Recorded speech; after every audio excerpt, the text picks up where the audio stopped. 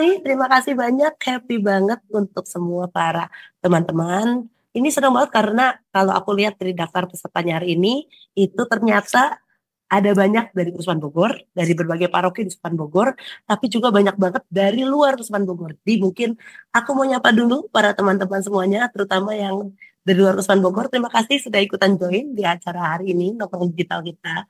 Dan terus ternyata lagi hari ini ternyata tidak hanya dihadiri oleh para OMK, para mimin-mimin admin dari Konsos atau para adminnya OMK dari Kusupan, tapi juga ada Romo-Romo yang join, ada Romo David di sini. Terima kasih banyak. Ini merupakan salah satu Romo konten kreatornya Kusupan Bogor juga yang diharapkan semakin banyak kontennya lagi yang bisa mewarnai di dunia digital kita ke depannya. Oke, teman-teman sekalian, terima kasih banyak. Sekali lagi aku mau menyapa teman-teman semuanya dulu. Selamat malam semuanya.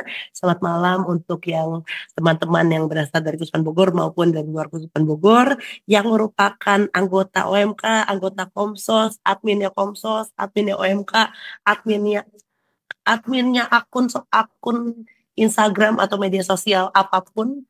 Ya, terima kasih sudah bergabung. Kita hari ini bersama-sama berkumpul di sini di acara sesi nongkrong digital dengan tema bermisi di era digital yang diadakan oleh Pastoral Digital Kusupan Bogor. Bisa dibilang kalau misalnya kita cerita untuk apa sih kegiatan hari ini kita lakukan, ini merupakan sebuah kegiatan yang kita inisiasi sebenarnya untuk merayakan perayaan, mungkin ini nggak banyak yang tahu, kita mungkin sebagai orang Katolik tahunya adalah tahun 2025 adalah tahun jubileum. Tapi tidak banyak yang tahu bahwa ternyata tanggal 28 dan 29 Juli kemarin, secara khusus Gereja Katolik kita merayakan jubileum untuk digital misionaris dan Katolik influencer.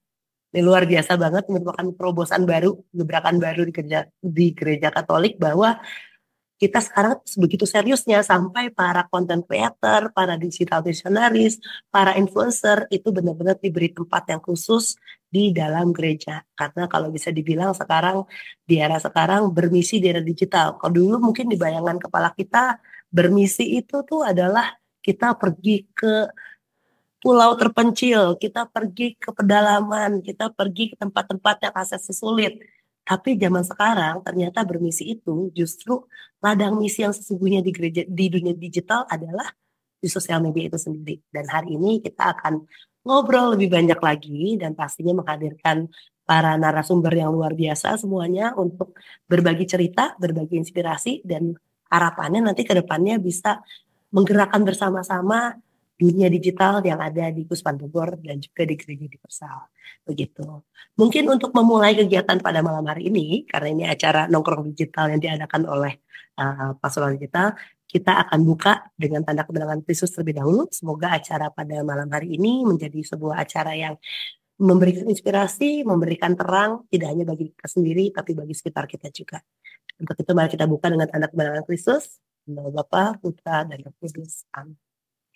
Oke, sekali lagi kita sudah buka, sekaligus kita juga masih menunggu kehadiran teman-teman yang lain yang sedang meluangkan waktunya di hari Jumat malam ini. Dari pendaftar yang sudah daftar pasti sekarang lagi proses menuju ke rumah atau akan segera memasuki Zoom, tapi kita akan menunggu sekaligus akan memulai obrolan kita pada hari ini. Mungkin kalau sedikit cerita dulu tentang latar belakang Pastoral Digital Kusupan Bogor. Ini merupakan sebuah gerakan baru yang diinisiasi oleh Kusupan Bogor yang diharapkan dapat membawa atau menghadirkan gereja secara utuh di wilayah digital baik di Kusupan Bogor maupun di gereja universitas secara keseluruhan. Jadi nanti pasti ke depannya kita akan banyak kegiatan-kegiatan untuk melibatkan para content creator, para admin media sosial, para influencer wannabe yang mau di sini juga punya tempat kita bisa belajar bareng cara menjadi influencer juga. Dan pastinya gimana caranya semua itu bisa kita lakukan untuk semakin mewartakan terang Kristus di wilayah digitalnya. Kurang lebih seperti itu. Nah, hari ini di Nongkrong Digital Bermisi di Era Digital, kita akan kedatangan 2 orang narasumber yang pastinya sangat inspiratif dan sangat luar biasa. Yang pertama aku memperkenalkan dulu terlebih dahulu. Yang pertama adalah Romo Habel Jadera. Beliau merupakan seorang Romo dari Kusupan Bogor yang baru saja pulang dari studinya di Roma dan secara khusus memang mengambil jurusan cyber misiologis seperti itu. Jadi mungkin hari ini apa tuh cyber misiologis? Apa seperti itu, maksudnya itu apa? Nah, hari ini kita akan ngobrol lebih lanjut dengan beliau di sesi kita pada malam hari ini. Tapi yang kedua, selain itu narasumber kedua kita adalah seorang konten creator Katolik yang bisa dibilang kalau kita ngomongin konten creator atau influencer Katolik, pasti ini merupakan salah satu nama yang terbayang pertama di kepala kita. Yaitu kita juga punya narasumber yaitu Kawandi di balik akun Suka Sembayang. Thank you so much sudah join nama kita di sini pada malam hari ini. Jadi nanti malam hari ini Romo Habel dan juga Kak Wandi akan berbagi cerita pertama-tama tentang bagaimana mereka melihat misi di era digital, bagaimana Kak Wandi seorang praktisi juga bergelut dan terjun langsung sampai saat ini, bagaimana cara mulainya, gimana kendalanya, apa yang jadi inspirasinya, yang pastinya hari ini mungkin juga bisa jadi sebuah masukan atau juga jadi semangat bagi teman-teman sekalian untuk ikutan juga bermisi di era digital. Oke, mungkin kita sama-sama kita boleh dari Kamu Habe atau Kawandi mau menyapa dulu kepada teman-teman yang hadir di sini. Silakan. Oke, baik. Terima kasih Sarah dan Wandi dan juga semua teman yang hadir di sini dalam uh, nongkrong digital kita pada malam hari ini dalam rangka berpartisipasi pada Jubileum Misionaris Digital dan Influencer Katolik. Uh, Sekarang kalau kita bilang digital berarti sudah tidak ada batas lagi, maka saya senang sekali ketika melihat ternyata tidak hanya dari Kuspan Bogor, tapi dari banyak ya, ada juga yang dari Sumatera yang mendaftar dari mana-mana juga, Bandung, Bogor, Jakarta, dan juga ada juga yang dari Maluku ya, mungkin karena saya dari Maluku jadi ada juga kali, tapi belum masuk. Ya oke, saya terima kasih, semoga kita semua bisa sama-sama belajar karena ya bermisi di era digital tuh semuanya jadi subjek ya, bukan hanya Romo, tapi kalian semua menjadi subjek pastoral. Begitu aja. Terima kasih. Oke, terima kasih Romo Abel. Oke, dari konten creator kita, influencer kita, Kak Wandi, boleh menyapa teman-teman semuanya dulu mungkin ya.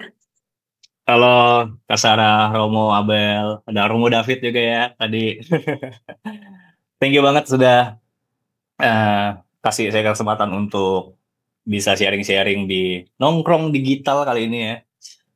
Senang sekali ternyata nggak hanya saya dan para Romo yang antusias untuk bermedia sosial, eh, menge-share iman kekatolikan, tapi juga ternyata di luar sana masih banyak banget yang punya semangat yang sama, yang mungkin dengan kita sharing-sharing kita bisa belajar bersama dan bertumbuh bersama. Thank you. Thank you, terima kasih. Oke, jadi hari ini kita akan ngobrol sama Romo Abel dan kawan di juga di sini. Tapi pastinya karena namanya nongkrong, kita nggak cuman kita doang yang ngomong. Nanti pasti di akhir, di setelah nanti beberapa pertanyaan yang mungkin akan dijawab, obrolan akan dijawab oleh Kak Wandi dan juga Romo Habel, kita mau mengundang semua teman-teman yang hadir di sini untuk ikutan ngobrol bareng. Jadi kalau misalnya merasa tiba-tiba nanti di antara tengah diskusi atau di tengah obrolan ada sesuatu yang mau disampaikan, boleh banget antara angkat tangan atau tulis dulu di kolom chat. Nanti kita akan jadikan ini topik yang bisa kita obrolkan bareng-bareng gitu. Jadi feel free untuk di sini kita emang nongkrong bareng dan namanya nongkrong bareng adalah kita semua ikutan ngobrol di sini. Oke, langsung kita mulai aja ke sesi pertama kita. Kita langsung dulu ke Romo Habel. Tadi kita sudah memperkenalkan Romo Habel sebagai seorang Romo yang baru saja menekuni studi di bidang cyber misiologis. Nah, boleh pasti sambil orang bertanya-tanya nih apakah itu gerangan cyber misiologis? Boleh perkenalkan diri Romo Habel dulu sekilas aja. Walaupun sudah tahu pasti Romo, tapi mungkin sedikit latar belakang studinya, sedikit tentang cyber misiologinya, dan apa sih yang karya yang sedang dilakukan. Silakan Romo. Baik, terima kasih Sarah dan teman-teman. Saya Pastor Habel Jadira, Imam Keuskupan Bogor yang diminta untuk menekuni bidang misiologi sebenarnya, misiologi di Vatikan, di Pontificia Universitas Urbaniana selama 6 tahun. Jadi mulai dari bakalaureat, lisensiat, kemudian doktoral seperti itu. Nah, saya tertarik untuk menulis disertasi saya itu dalam bidang misiologi, secara khusus saya tulis tentang cyber missionary. Sebenarnya cyber missionary itu dengan alasan bagaimana kita menjadi seorang misionaris di dunia digital. Jadi itu dari tahun 2020 sampai 2021 sampai 2024, selama 3 tahun saya menekuni itu. Jadi memang mengencourage saya pertama-tama untuk tampil di dunia digital itu harus punya tujuan misalnya gitu ya. Dan tujuannya ya tidak hanya tujuan-tujuan untuk main-main saja atau hanya untuk flexing atau untuk apa ya, untuk dilihat orang saja, personal branded saja, tapi benar-benar ada tujuannya. Dan salah satu tujuannya ialah bahwa memang di situ adalah tempat yang luar biasa, ruang yang luar biasa bagi kita, terutama anak-anak muda, untuk mewartakan Kristus. Jadi itu yang disebut dengan cyber missionary. Ternyata gereja juga menanggapi itu dengan baik. Maka di sinode kemarin ya, sinode para uskup itu sudah mulai yang disebut dengan sinode digital. Ya itu sudah mulai. Jadi semenjak Paus Fransiskus itu anak-anak muda sudah diajak untuk berpartisipasi dalam sinode para uskup sedunia dalam konteks digital, ya, dalam konteks digital. Jadi memang tahun ini bahkan secara khusus gereja menanggapi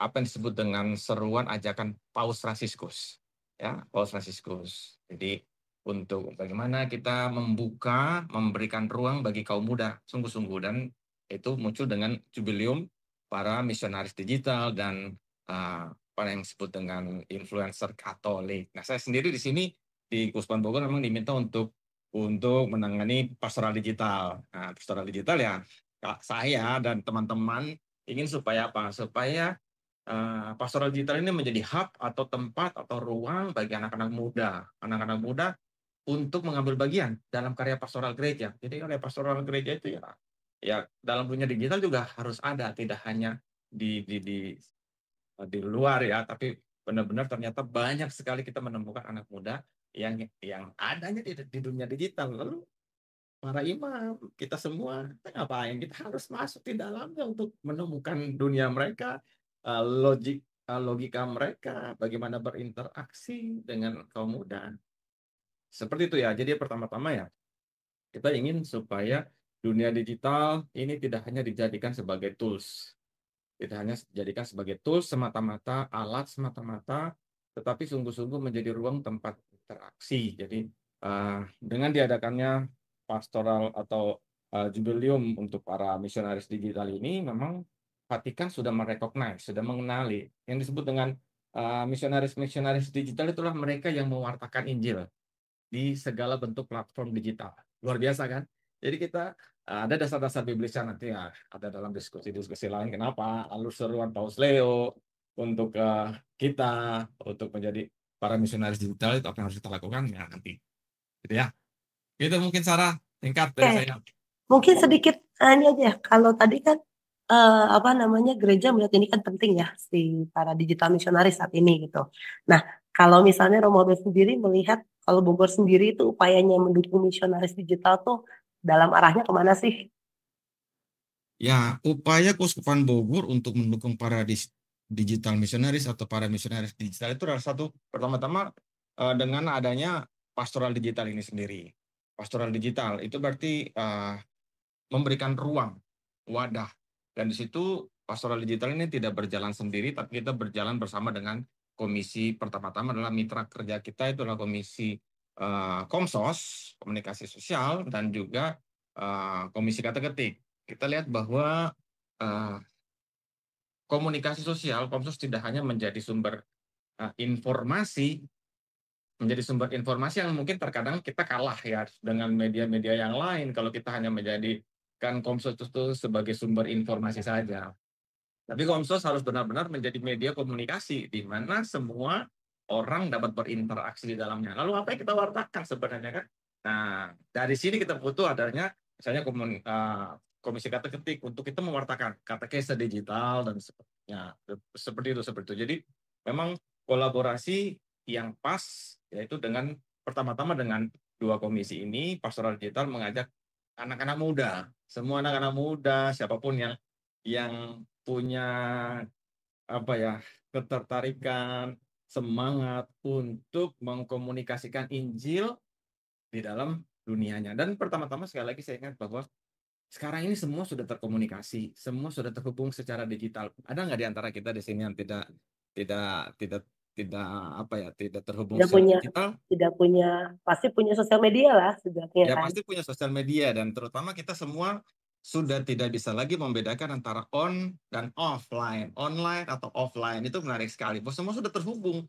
Itu yang sama Floridi itu dia katakan bahwa kita ini sudah dalam situasi yang namanya on live. Jadi bukan lagi on offline atau online, tapi on live. Situasi ketika kita sudah tidak bisa lagi membedakan antara ini digital, ini online, ini offline. Dan itu masih terjadi sekarang. Dan konteks pemikiran itu muncul, ya mungkin juga banyak imam ya, banyak pastor yang masih harus membedakan, oh ini kan online, ini kan offline. Padahal pada kenyataannya, kita sudah nggak bisa lagi kemana-mana, harus ada imani, harus ada ini, harus ada apa segala macam. Dan semua itu membuat kita terhubung kan sebenarnya. Nah, karena kita sudah tidak bisa lagi membedakan mana online dan offline, maka kita harus terjun di dalamnya. Itu disebut dengan on live. Online. On live. Jadi memang ya penting bagi kita untuk menyadari itu dulu. Ubah mentalitas pertama-tama supaya bermisi di dunia digital itu punya dasar, punya tujuan. Itu. Terima kasih Romo Abel. Ini kayaknya sebuah fase baru ya. Kita selalu tahu online, offline seperti itu. Tapi ini kayaknya sebuah frase baru yang bisa kita tangkap malam ini untuk highlight pertama, online. Bahwa segala sesuatu sekarang terhubung dalam sebuah kehidupan jadi satu. Nggak ada lagi on, nggak ada lagi off. Di saat kita lagi offline, kita pasti ada online juga. Di saat kita lagi online, pasti kita ada present offline juga. Jadi kita always online. Wah ini seru banget Romo Abel. Aku hold di sini dulu. Nanti kita lanjutkan diskusinya. Sekarang aku mau pindah dulu ke narasumber yang berikutnya, yaitu adalah Kak Wandi. Kak Wandi. Halo. Halo, Kak Wandi suka sembayang, atau mungkin yang orang-orang lebih kenal suka sembayang kayaknya di sini ya, di nama aslinya. Kak Wandi, kita semua tahu lah pokoknya di sini aku yakin rata-rata semua yang ikut itu aku bisa yakin pastikan mengikuti suka sembayang. Kalau ada yang Masa belum sih? follow, kalau ada yang belum follow boleh di follow sekarang ya. Belum follow parah sih. Oke, oke. Nah, boleh cerita sedikit nggak sih sebenarnya, boleh kenalkan diri dulu seorang sosok Wandi Murti ini dengan backgroundnya itu sebenarnya apa? Baik di dunia pelayanan gereja, baik maupun di dunia nyatanya itu sebenarnya siapa? Ya, siap. Boleh Thank you silakan. Kak. Thank you Kak Sarah. Halo teman-teman, Romo. Mungkin banyak yang tahu aku. Aku pakai aku aja ya, nggak apa-apa ya di sini ya. Mungkin banyak yang tahu aku tuh namanya suka sembayang. Bukan tahu aku namanya suka sembayang sih, lebih ke familiar disebut suka sembayang gitu. Dan bahkan nggak sedikit tuh yang manggil aku tuh Bang suka sembayang atau Mas suka sembayang kayak gitu. Bahwa aku punya nama. Nama aku Wandi Murti. Jadi teman-teman yang belum tahu, eh, nama aku Wandi. Aku dari Kuskupan Agung Pontianak. Parokinya di Singkawang. Kalau teman-teman tahu, pokoknya yang terkenal dengan makanan babinya tuh enak lah, Singkawang gitu. Itu di Kalimantan Barat. Nah, tapi sekarang lagi berdomisili di DIY di Jogja, Paroki Babarsari, Santa Maria Assumpta Babarsari. Kalau di Singkawang itu parokinya Santo Fransiskus Assisi. Nah, bagaimana saya bisa menjalani atau berkecimpung di media sosial melalui suka sembayang ini? Sebenarnya perjalanannya cukup panjang ya. Tapi coba persingkat. Saya backgroundnya adalah seorang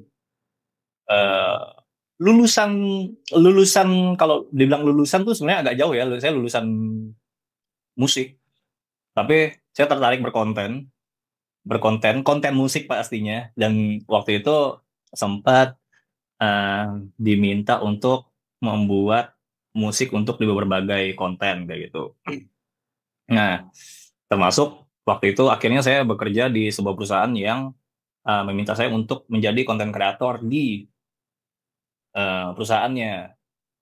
Dan waktu itu benar-benar nol putul. Saya tuh nerima tuh karena memang butuh duit aja kayak gitu loh. Tau gak sih yang kayak nerima kerjaan karena butuh duit aja kayak gitu lah. Masalah masalah bisa apa nggak bisa pak ntar aja ya, tapi butuh duit dulu nih gitu. Nah, dan saya juga bukan orang yang bisa dikatakan sebegitu taatnya eh, di gereja ya. Saya ke gereja tuh hanya to do list doang. Nah, bisa dikatakan kayak hal yang setiap hari Minggu, oke hari Minggu kita ke gereja kayak gitu. Tapi kadang nggak tahu rohnya tuh nggak di situ. Badan ke gereja, rohnya nih pangsit babi ya kan, lalu pikirannya kemana-mana. Nah itu. Jadi bukan seorang yang terlalu berusaha membangun keintiman gitu dengan Tuhan. Tapi waktu itu di kerjaan saya tuh waktu itu butuh dituntutan butuh untuk menaikkan sebuah media sosial ya kan. Media sosial perusahaan itu sendiri di era COVID gitu. COVID gelombang kedua kalau nggak salah ya. Memang COVID tuh banyak ngubah orang ya. Tapi saya kadang bersyukur COVID ini memang harus ada kayaknya. Tapi banyaklah hikmahnya itu. Positif negatifnya banyak banget. Nah, waktu COVID itu tuntutan pekerjaan memaksa saya untuk harus belajar media sosial, di mana saya waktu itu nol banget, sampai saya tuh pernah bernazar kalau sempat saya jadi gini, konsepnya kan aku kan harus membuat video di setiap harinya, dan di setiap hari dan setiap aku buat video itu gak pernah ada yang bagus view-nya kayak gitu. Aku tuh stres banget teman-teman, kayak kayak ngerasa tau gak sih dibayar tapi nggak berguna gitu, paham gak sih teman-teman? Jadi kan males ya, kayak nggak berpengaruh apa-apa tapi ini anak dibayar nih kayak gitu, beban mental banget. Sampai saya waktu itu bernazar kalau misalnya video ke-21 ya deh, entah angka 21 tuh entah muncul dari mana ya, lebih ke angka favorit aja karena tanggal lahirku 21 Maret ya kan. Barangkali ada yang mau ngucapin, nanti pas tanggal 21 Maret. Nah, video ke-21 ini serius, tapi video ke-21 videoku nggak bagus atau nggak di TikTok tuh namanya FYP, aku mau resign. Aku bilang kayak gitu dalam diriku sendiri. Tapi bernazar seperti itu yang bisa dibilang akhirnya memecut diriku untuk belajar lagi secara otodidak media sosial, khususnya TikTok. Bahkan kan dulu tuh benar-benar cara ngupload TikTok aja saya nggak tahu. Saya nggak tahu kayak nanti masukin sound gimana sih kayak gitu. Itu nggak tahu. Benar-benar nol banget lah. Nah, pada akhirnya saya cari kelas-kelas media sosial untuk coba belajar. Waktu itu ada kelas tuh banyak banget, cuma mahal banget. Teman-teman yang media sosial pasti ngerti sendiri kan, apalagi sekarang era digital tuh, buset, nggak ada bentuk fisik, nggak ada wujud fisiknya aja, harganya kayak apa gitu loh. Nah itulah ilmu ya kan. Nah waktu itu benar-benar nggak ada budgetnya untuk bisa belajar media sosial. Pada akhirnya waktu itu karena saya pernah bekerja sama dengan Komkep KWI waktu itu pembuatan theme song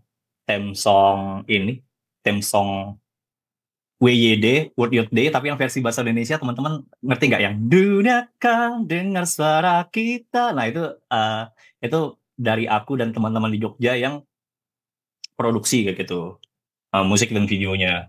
Akhirnya kenal Romo Kristi di situ. Dan waktu itu Romo Kristi nawarin nih Wandi, ada yang namanya OMK Academy. Jadi OMK Academy adalah akademi di mana Komkep KWI itu bermisi lewat OMK Academy ini banyak kreator-kreator digital, khususnya kreator-kreator di bidang pewartaan. Nggak spesifik pewartaan iman Katolik sih, lebih ke hal-hal yang baik aja pokoknya, edukasi, entah kebudayaan dan sebagainya kayak gitu. Nah, hal itulah yang menjadi semangat OMK Academy. Nah, waktu itu, gratis nih, wede. OMK Academy gratis nih. Bisa kayaknya saya kayak coba-cobalah ikut, dan jujur aku nggak ada sama sekali berekspektasi untuk kayak aku harus menjadi influencer Katolik, nggak ada sama sekali teman-teman. Itu tuh benar-benar pure aku pengen masuk situ. Oke lah, nanti bahasannya cenderung ke Katolik, oke, tapi aku pengen ngambil ilmunya aja gitu. Nggak ada pengen mau menjadi pewarta Injil di media sosial tuh, benar-benar nggak ada dalam pemikiranku sama sekali kayak gitu. Nah, di situ tuh benar-benar belajar yang dari nol banget sampai ke praktek. Nah, Pada akhirnya, oh ya di situ periodenya tuh ada sekitar hampir 2 bulan ya. Pertemuannya tuh 2 kali seminggu, hampir 2 bulan, dan setiap sesinya itu wah kok apa maksudnya kompleks lah, maksudnya kayak komplit banget, dari videografi, dari ada yang copywriting dan sebagainya yang dibutuhkan media sosial, desain grafis dan sebagainya, lengkap banget pokoknya. eh, Wah rugi sih nggak ikut ini gitu kan. Lagi ikut, akhirnya ikut, waktu itu harus wawancara juga. Pada akhirnya lolos. Itu se-Indonesia teman-teman, jadi semua orang tuh berkesempatan kok untuk bisa ikut itu. Nanti kalau misalnya ada info lagi seputar OMK Academy pasti aku share. Nah itu terus OMK Academy itu aku ingat banget di sesi pembuatan apa, di sesi tentang video, nah short video spesifik. Itu aku diminta, bukan hanya aku maksudnya, kita tuh peserta tuh diminta untuk buat video tentang, karena waktu itu bulan Oktober ya, aku ingat banget, tentang bulan Rosario dan tentang figur Maria kayak gitu. Nah, disuruh buat 2 video, satu video tentang Rosario atau Bunda Maria, yang satu video bebas aja itu tentang iman Katolik itu. Nah, dan waktu itu aku kayak, aduh, apa Bunda Maria? Sebagai Katolik KTP kan, yang aku tahu kan Bunda Maria ibunya Yesus, suaminya namanya Yosef, terus kayak diperingati di bulan Mei dan Oktober, udah itu doang gitu. Nggak ada hal-hal yang lebih spesifik dan menarik yang aku banyak tahu yang bisa aku share dijadiin konten kayak gitu. Nah, aku terus nyontek dong teman-teman peserta lainnya tuh kayak keren-keren sumpah, kayak ke kesaksian ke kesaksian keajaiban doa Rosario, wede, 5 fakta Bunda Maria, wede. Hmm. Apa makna Maria menginjak ular di kaki, macam-macam lah, keren-keren. Dan saya nggak punya itu, saya nggak punya itu sama sekali. Tapi karena tuntutan sesi pembuatan video waktu itu, akhirnya karena harus dikumpul ya, dan setiap video dikumpul tuh nanti bakal dicek sama apa namanya kuratornya, nanti bakal dikasih tugas terbaik kayak gitu. Nah, waktu itu, aduh nggak tahu nih, kok nggak tahu apa-apa ya. Setelah itu baru aku ngerti, sadar, buset, aku Katolik apa ya, aku nggak tahu ya soal kayak gini gitu. Googling, idenya dipakai teman-teman semua, ada 150 anak gitu ya, pakai semua tuh pasti Google itu udah kayak sudah jadi banyak dipakai Google gitu kan. Nah, pada akhirnya aku waktu itu coba, oh oke, aku coba ngambil, karena nggak ada spesifik harus seperti apa, nggak harus edukatif dan sebagainya, nggak harus yang sifatnya katekese, aku waktu itu coba renungkan apa yang aku pernah lakukan, atau apa ya hal yang pernah dekat dengan diriku waktu itu, eh, di bulan Rosario atau tentang Bunda Maria ini. Oh ya, aku pada akhirnya aku ingat waktu itu, waktu masa-masa aku sering diajak orang tua ya kan, Rosario keliling, Rosario lingkungan, tahu ya, teman-teman pasti pernah ya Rosario lingkungan. Nah, di Rosario lingkungan itu kan udah jelas ya, judulnya tuh doa Rosario lingkungan, tapi aku nggak bawa Rosario.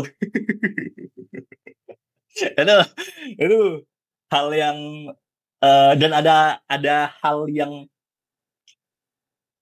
nggak memalukan, nggak memalukan tapi malu gitu, tetap malu gitu. Eh, nggak bawa Rosario tuh nggak memalukan tapi tetap malu gitu, karena yang lain kan pada bawa Rosario, aku sendiri, mereka doanya gini gini, nah yang aku hanya gini, Salam Maria bener bener bener, dalam paling masih bocil ya kan, pokoknya semua jari ditunjukin, jadi kayak sampai segini, sambil nyontek punya teman, oh udah berapa ya, oh salah segini kayak gitu. Jadi hal itu waktu itu aku angkat di konten short video. Tuh ya, judulnya itu Kogeria, ikut doa Rosario tapi nggak bawa Rosario, pada intinya kayak gitulah. Nah, waktu itu dikumpulin, eh, nggak dapat tugas terbaik waktu itu, nggak dapat tugas terbaik, tapi aku kan eh, eh, di posisi karena udah bekerja sebagai content creator, aku di posisi yang kayak, wah kalau nggak di-upload sayang nih, gitu loh. Ya jelek-jelek punya sendiri kayak gitu kan. Terus menurutku, harusnya idenya menarik ini, cuman masalah nanti orang suka apa enggak belakangan lah kayak gitu. Yang penting nggak ada unsur-unsur yang negatif kayak gitu kan. Negatifnya paling kan lupa bawa Rosario doang. Nah, terus akhirnya aku upload di TikTok. Aku buat akun TikTok saat itu juga malamnya setelah ngumpulin itu aku buat akun TikTok.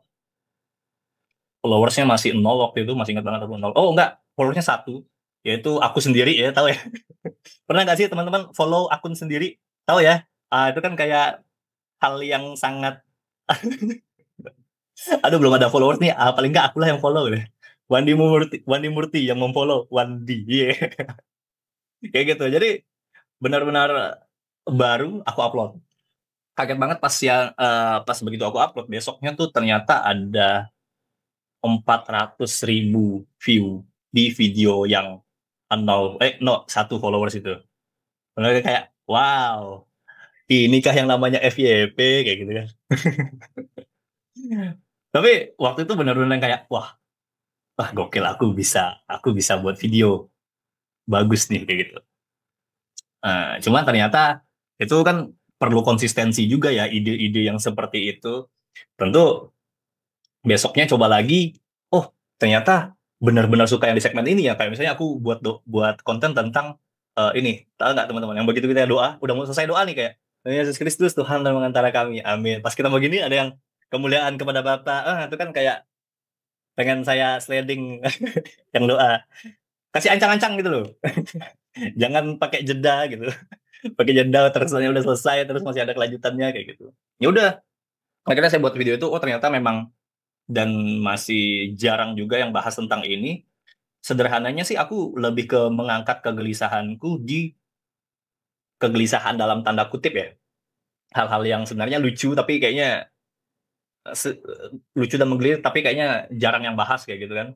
Hal-hal yang kayak gitu misalnya kayak kalau di gereja pas misa itu Bapak kami bentukan tangannya yang kayak gimana ya kan, ada yang gini, ada yang pegangan tangan tuh pengen saya gitu rasanya. Ada yang pegangan tangan tuh nyebelin ya di depanku lagi. Nah terus kan itu banyak yang nggak tahu, jadi buat konten seperti itu dalam pada akhirnya keterusan sampai sekarang kayak gitu sih. Oke, nah berarti menemukan pola, biasanya kan orang kan emang yang paling bikin orang susah buat mulai adalah menemukan sebenarnya karakter postingannya kayak apa kan. Berarti emang dari situlah Kang Wandi tuh menemukan karakter postingannya, oh yang lucu-lucu, mungkin kebiasaan umat yang mungkin orang lain relate, kita semua tuh relate, tapi tidak pernah kita omongin, mungkin itu ya. Jadi kontennya Kang Wandi makanya punya kedekatan personal sama banyak orang gitu. Nah, tapi kalau bisa cerita dikit, itu kan ternyata dari awal dari yang tidak terduga itu terus langsung inikah yang namanya FYP itu gitu. Nah, tapi sampai prosesnya dari titik mulai itu sampai sekarang kan pasti ada ups and downs segitu dong kalau Adi. Jelas. Itu gimana ya? Pernah ngalamin yang euforia, pasti ada euforia, tapi pernah nggak sih ngalamin yang kayak ini buat apa sih, ya udahlah udah gue berhenti aja gitu. Wah tentu. Aku ingat banget dan aku kayaknya nggak akan pernah lupakan deh. Jadi waktu itu aku tuh di titik yang karena kan aku share kan sebenarnya pure dagelan ya, dagelan yang apa sih nih orang gitu. Dibilang penting enggak juga, tapi dibilang nggak penting orang banyak suka kayak gitu loh. Nah dari konten-konten itu pastinya buat jenuh. Dalam arti ini kan makan waktu dan energi yang membuat konten ini. Tapi di satu sisi memang sih kayak ada yang, wih bantu dong promosiin ini itu gitu. Tapi kalau kita bawa konteks kekatolikan tuh agak beban gitu untuk di ranah-ranah komersil kayak gitu kan. Nah pada akhirnya jenuhnya tuh timbul pertanyaan kayak, ini aku buat ini buat apa sih gitu loh. Value-nya tuh ketawa doang nih mah. Terus kayak emang ini tugasku ya kayak gitu buat kayak gini gitu, terus kayak kedepannya bakal jadi apa kok kayak nggak jelas gitu ya gitu. Nah bahkan waktu itu tuh sampai aku buat konten tentang, memang sih agak-agak bersinggungan dengan agama lain, tapi aku udah cross check, udah coba konsultasi juga ke orang yang paham dari agama tersebut, tidak mempermasalahkan gitu kan. Nah waktu itu tentang tentang intinya perbandingan agama kita dengan agama lain kayak gitu. Bukan, sebenarnya tidak membandingkan, lebih ke kayak kalau agama ini gini, kalau agamaku gini gitu. Nggak ada unsur kayak mana lebih baik dan mana lebih buruk kayak gitu. Tapi karena kita nggak bisa mengontrol manusia di media sosial ya, itu ada hal yang apa ya, mungkin dasarnya kebencian, udah punya kebencian tersendiri dari beberapa orang itu, nggak suka sampai aku dijadiin story, diprovokasi, oh ini orang yang menjelek-jelekan atau membanding-bandingkan atau yang begitu benci dan memprovokasi bla bla bla bla bla kayak gitu. Wah itu sih nggak bisa tidur, susah banget tidur. Sampai saya waktu itu sempat paksain tidur, mimpi ke bawah mimpi, sumpah Sarah. Mimpinya tuh kayak, aku ceritain aja mimpinya tuh, Nah, aku di rumahku, waktu itu rumahku, eh digotong mereka, dibawa nih orang nih gitu. Terus aku diseret keluar, terus aku disobekin bajunya dan sebagainya, terus aku wah digebukin kayak gitu. Ada yang sampai bawa pakai sajam gitu. Itu aku tau gak sih yang kayak habis mimpi buruk kita kayak kayak gitu. bener gitu. Iya. Nah, aku tuh, ah, kok takut banget ya kalau ini kejadian kayak gitu. Dan kayak berpotensi kejadian gitu loh dalam pikiranku kayak gitu. Maksudnya, karena kan mereka tuh komennya tuh ya benar-benar kayak sampai, mana rumahmu? Iya kalau Saya biasanya ke gitu sana. Iya, komennya kan yang udah Anda akan boleh, mikir kan gitu. iya, Anda boleh nggak suka, tapi jangan nyamperin gitu loh, paham nggak sih kayak. Nah itu loh, Kata ini di online aja boleh nggak gitu kan? iya, jangan, mana rumahmu? Biar kamu tunjukkan betapa ininya kita. Aduh, please gitu. Oke, jangan nyamperin kayak gitu. Intinya kamu gimana jadi model itu, oke, aku nggak ngeladenin juga, mager ya kan, tapi jangan nyamperin lah. Nah terus aku sampai berdoa waktu itu, berdoa. Terus ini gimana ya? Kok takut banget ya? Padahal aku rasanya nggak ada maksud jahat dan harusnya ini nggak ada masalah loh. Terus benar-benar aku tuh baru ingat, dan akhirnya aku habis berdoa tuh aku diingatkan. Sebenarnya waktu aku pengen berhenti itu, waktu itu aku benar-benar pengen berhenti. Nah, tapi aku diingatkan satu hal setelah aku doa itu. Eh, Bahkan sebelum doa kan aku pengen take down ya tuh video ya, biar nggak, yang nonton tuh hampir 10 juta, hampir 10 juta yang nonton. Karena begitu banyak di-share gitu kan. Nah, eh aku dalam doa menenangkan diri, aku langsung kayak keingat DM orang yang waktu orang yang nge-follow suka sembayang. Misalnya kayak DM yang kayak, thank you ya sudah ingatin aku lagi waktu masa-masa aku pelayanan, aku jadi pengen balik lagi pelayanan. Thank you ya Kak, meskipun aku mungkin dari bukan iman Kristen, tapi aku jadi tertarik dan ingin belajar lebih. Terus kayak ada ya juga yang kayak, Kak, aku pengen banget belajar, gimana ya caranya, tapi satu sisi aku takut kayak gitu. Nah, sebenarnya eh, aku nggak sengaja, secara tidak langsung aku kayak tergerak juga kayak untuk ngebalesin dan bantu sekapasitasku gitu kan. Tapi yang tentunya kalau misalnya hal-hal yang sifatnya pengajaran yang lebih spesifik, entah soal eh, penginjilan yang lebih detailnya, itu aku selalu alihkan ke orang yang lebih kompeten, ke katekis, romo dan sebagainya. Itu. Nah, aku baru ingat, aku diingatkan hal-hal yang seperti itu, di mana sebenarnya dari konten-konten yang remeh-temeh ini yang aku aja nggak pernah ada kepikiran untuk bisa berdampak bagi orang. Oh, ternyata yang dagelan kayak gini bisa ngasih dampak-dampak lucu dan kecil untuk bisa buat orang lebih bersuka cita ya kayak gitu. Nah, pada akhirnya habis aku doa itu, aku lebih tenang dan aku putuskan nggak aku take down kayak gitu.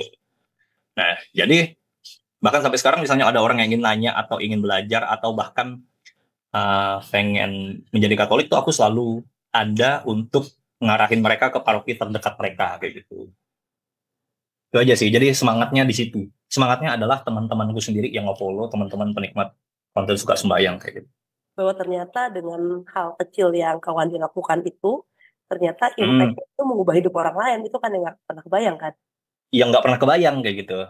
bukan ngubah hidup orang lain ya mungkin, apa ya, saya Menyentuh mungkin terlalu ya. beban ya, terlalu beban ya dengan Menyentuh hidup mungkin. ya mungkin hal-hal kecil itu ternyata bisa menggerakkan lah hati orang lain untuk mereka lebih merasa berarti lagi kayak gitu. Oke. Mm-mm. Pengalamannya seru banget Bang Wandi. Thank you banget. Ini Sama-sama. pasti banyak banget yang udah jadi pengen ngobrol juga dan sharing pengalamannya masing-masing ya.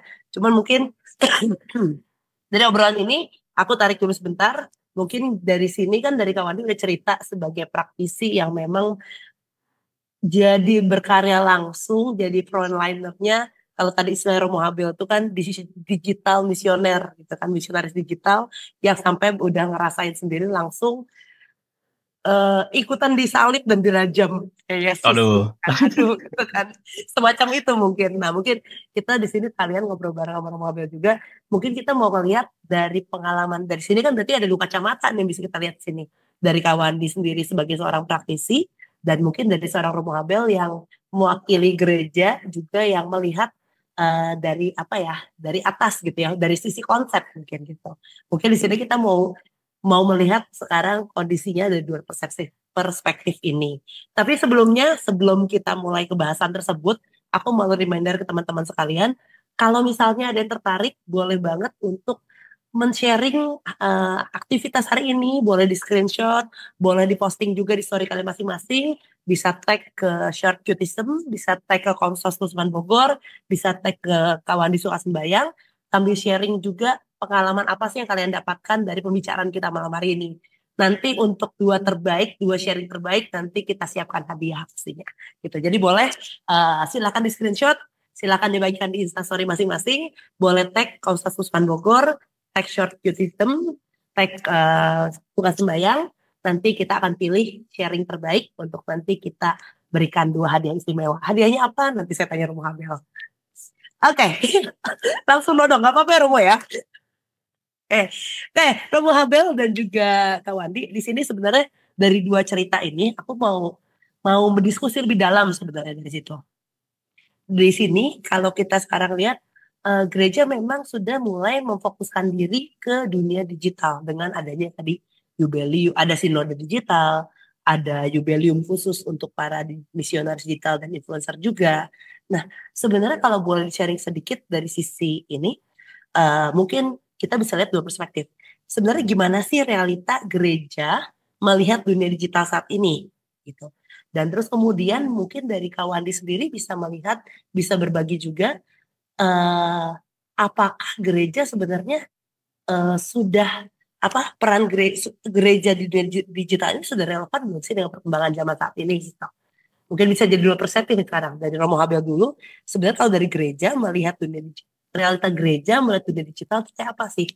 Kacamatanya seperti apa? Apalagi tadi kan Kak Wandi udah cerita panjang lebar nih, mungkin Romo Habel juga mau menafsirkan dari sesuatu pengalaman Kak Wandi ini dari sudut pandang gereja juga mungkin ya gitu.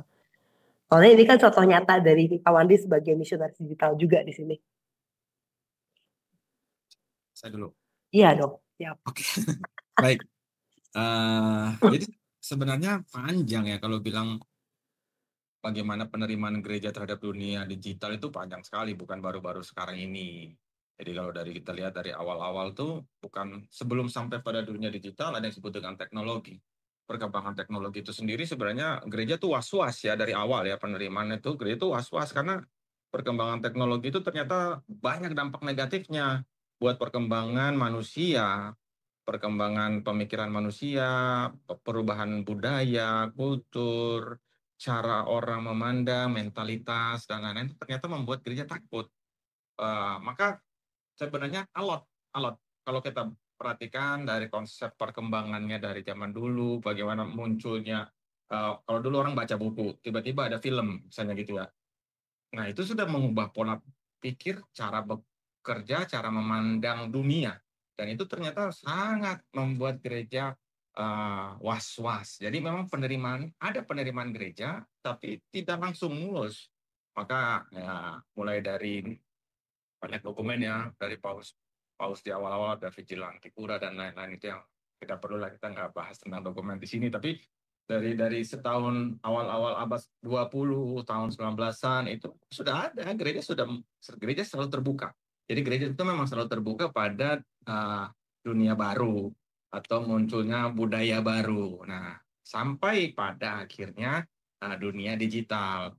Kalau dunia digital tadi saya sebenarnya sudah bilang bahwa pertama-tama memang gereja memandang bahwa sebenarnya bukan hanya soal tools. Mungkin 10, 15 tahun, 20 tahun yang lalu. Kalau kita lihat sekarang yang misalnya EWTN itu ya, itu sebenarnya sudah dari lama sekali menampilkan live streaming mass. Bahkan kalau kita lihat dari zaman dulu, kalau teman-teman mengikuti Urbi et Orbi, blessing.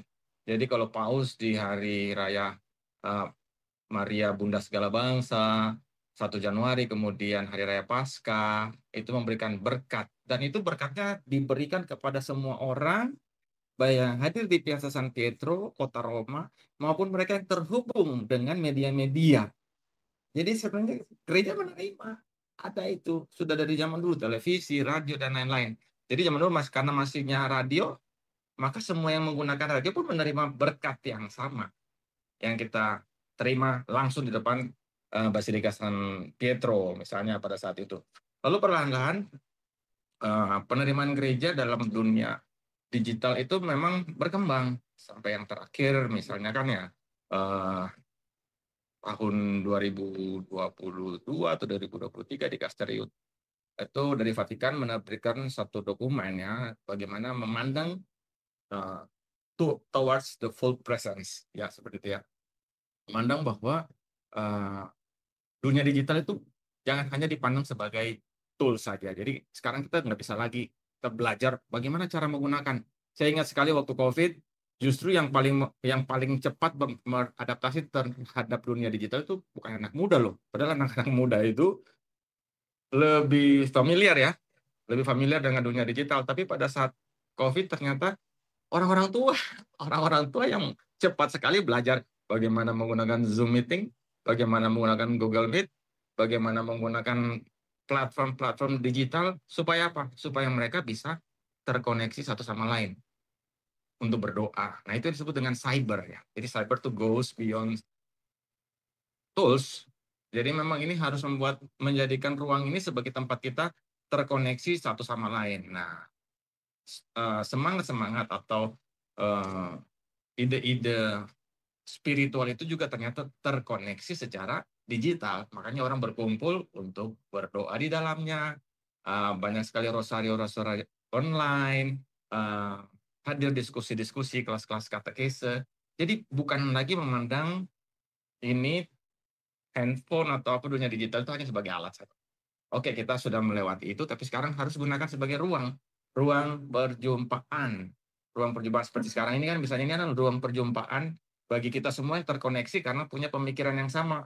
Pentingnya pewartaan Injil di dunia digital. Jadi sebenarnya sampai hari ini dengan diadakannya Jubileum Misionaris Digital dan Influencer Katolik ini luar biasa sekali. Bagaimana gereja terbuka bagi dunia modern, dunia digital, dan juga bagaimana gereja melibatkan kita. Jadi ini sebenarnya bagian bagi kita semua orang-orang yang terlahir digital ya. Nggak tahu nih, saya kan terlahir masuk di kalangan mana, mungkin bukan born digital, bukan digital native, tapi born missionary. Ya, jadi kita semua tidak semua terlahir digital, tapi semua terlahir misionaris. Berarti kita semua terlahir untuk mewartakan Injil. Maka di dunia digital pun harusnya kita siap untuk mewartakan Injil. We are not born digital, but we are born missionary. Oke. Romo Abel, tadi udah nih, ini kan konteksnya tentang dari gereja melihat dunia digitalnya dan memang gereja sangat mendukung, sangat berusaha bagaimana kita bisa menggunakan ini tidak hanya sebagai tools, tapi juga sebagai alat perjumpaan, ruang menjadi tempat kita saling terkoneksi satu sama lain. Nah, kalau sekarang aku bertanya lagi dari sisi Kak Wandi nih, sebagai praktisi yang memang kalau tidak salah kan sudah dari tahun 2022 bergelut sebagai konten kreator yang spesifik konten kreator Katolik ya gitu. Nah, sebagai orang yang memang praktisi digital sendiri, Kamandi sendiri melihat gereja itu sendiri dengan dunia digital itu gimana, Kamandi?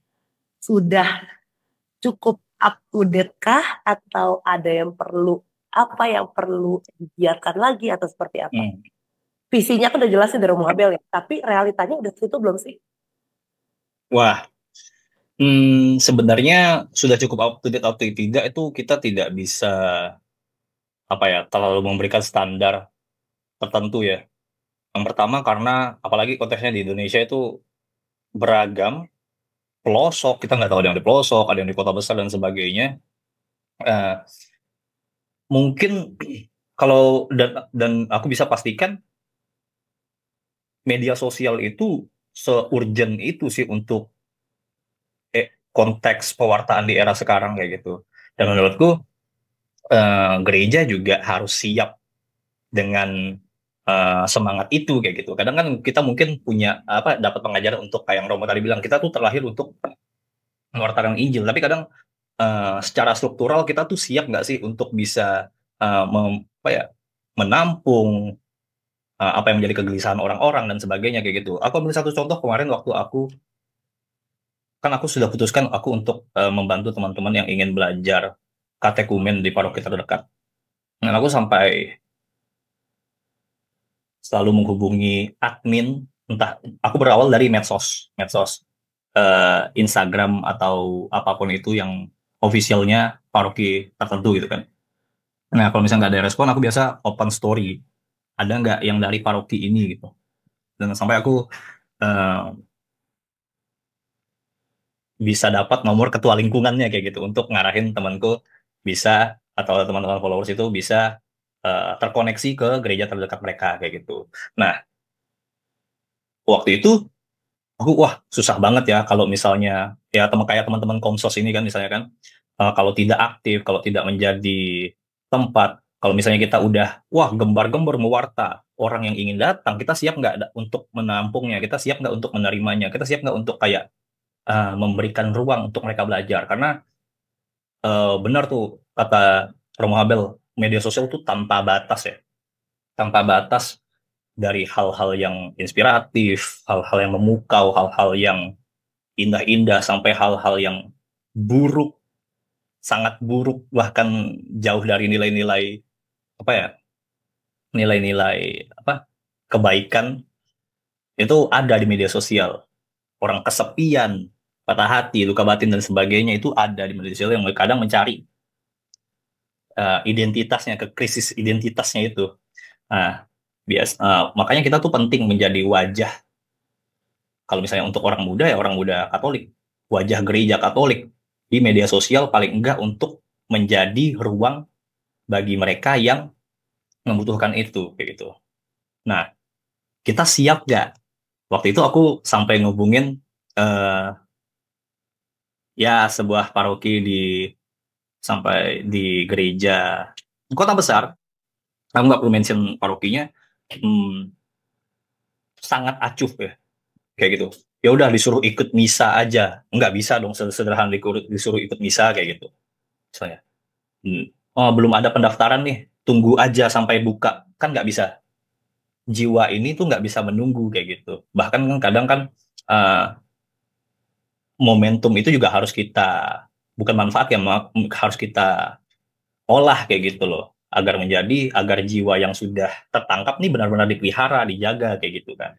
Nah gereja nggak siap untuk itu, aku lihat banyak, nggak semua gereja ya aku bilang, tapi banyak juga gereja yang sangat welcome dan aktif, langsung sambut kayak gitu. Karena gini deh, orang luar yang aku rasakan dan banyak sharing ke aku, orang luar melihat gereja Katolik itu kayak sesuatu yang grande, besar, raksasa gitu. Orang mau masuk pintu gereja dia takut, serius, jujur. Ya takut.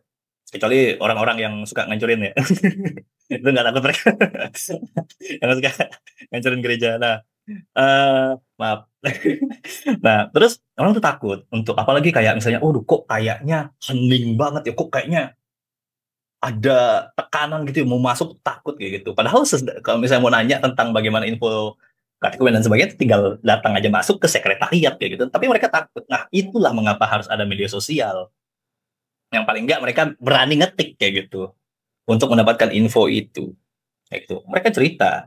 Kebanyakan memang takut, nggak berani. Karena kan satu, ya udah, ya jelas lah masuk ke tempat ibadah orang dan nggak tahu apa-apa kan jelas takut ya. Nah, kedua, ada cara-cara tertentu dalam misa kayak gitu, kayak berdiri, berlutut, duduk dan sebagainya, itu mereka nggak tahu. Nah, itu menurutku perlu pendampingan, gereja harus siap untuk itu.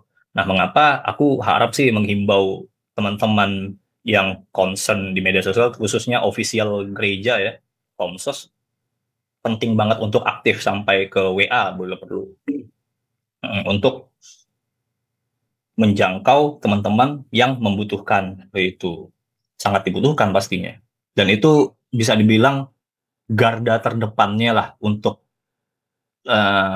menjadi wajah gereja.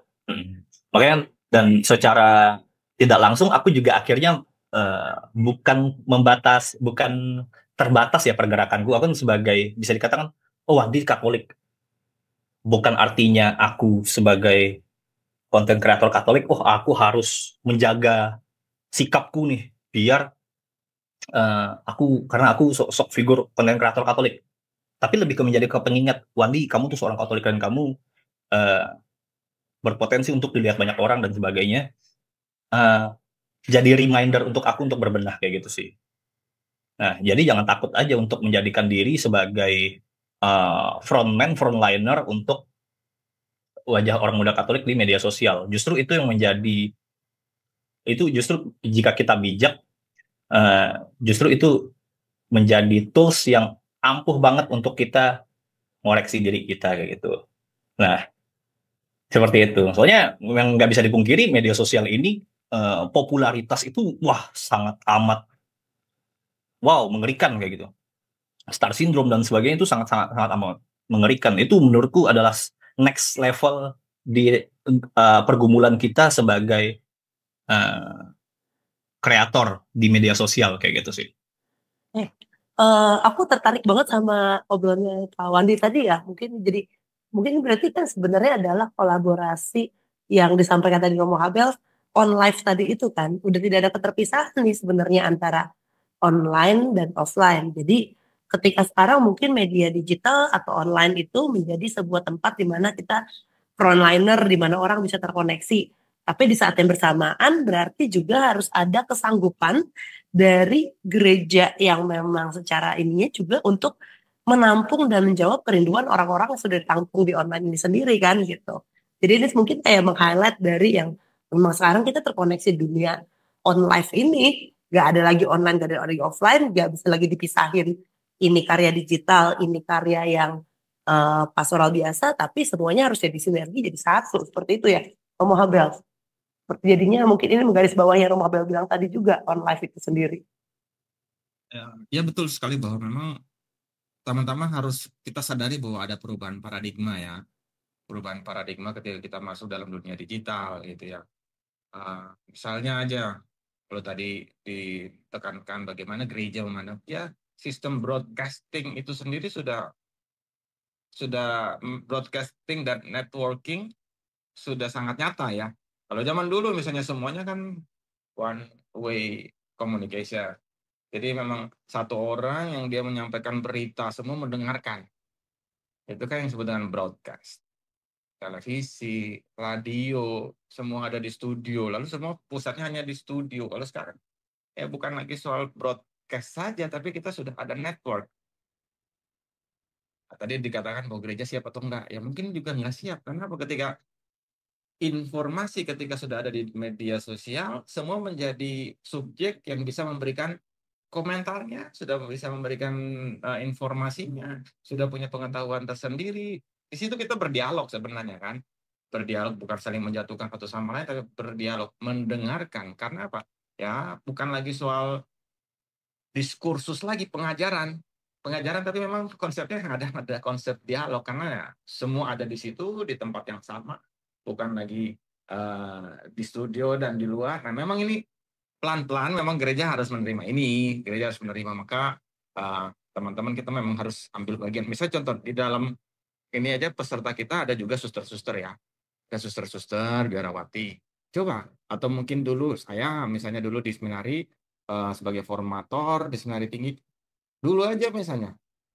Apakah suster-suster boleh bermedia sosial, frater-frater, apakah boleh pegang handphone, itu butuh proses yang panjang sampai memutuskan bahwa oh iya memang mereka boleh menggunakan alat-alat komunikasi sebagai sarana dan prasarana. Itu kan juga suatu perubahan yang penting, bahwa memang sekarang walaupun kita menghidupi jalan hidup yang khusus, tarekat hidup bakti atau panggilan hidup membiara, selibat dan lain-lain, tapi memang ada dunia, ada kultur baru, dan bagaimana kita masuk dalam kultur itu dan membawa semangat pewartaan di dalamnya. Maka memang selalu pertama-tama media itu harus dipandang secara positif dulu, secara positif, tidak hanya informasi tadi, informare, memberi bentuk. Nah, itu kan satu arah kan. Nah, gereja yang mungkin sekarang kalau kita sadari top down, misalnya semua dari atas komisi langsung turun, ikutin aja saya gitu. Misalnya contoh.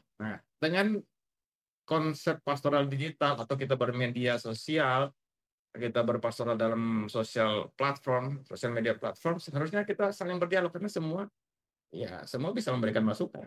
Gereja harus siap untuk itu. Nah, teman-teman juga harus tetap lagi untuk semua bisa apa tadi ya, semua bisa jadi subjek, gak cuma sekarang cuman Romo yang menyampaikan sesuatu, tapi ya kayak ini Kak Wandi bisa punya caranya mewartakan dengan kekasannya sendiri gitu. Nanti ada yang lain juga punya yang mewartakan dengan caranya sendiri juga, yang mungkin tidak dengan yang cara konvensional biasa. Ini aku mau meng-highlight juga ada statement dari Joseph Mater Ece, ini Romo kah atau ini gereja menjadi keluarga yang terus melalui dunia digital, gereja menjadi keluarga yang terus terhubung, yang menghadirkan kehadiran Allah yang hidup di hati semua orang. Ini bukan soal teknologi, tapi soal belas kasih yang menjangkau semua orang kan, menjadi cerita hidup begitu. Benar, ini berarti ya tadi ya keterhubungan ini sendiri.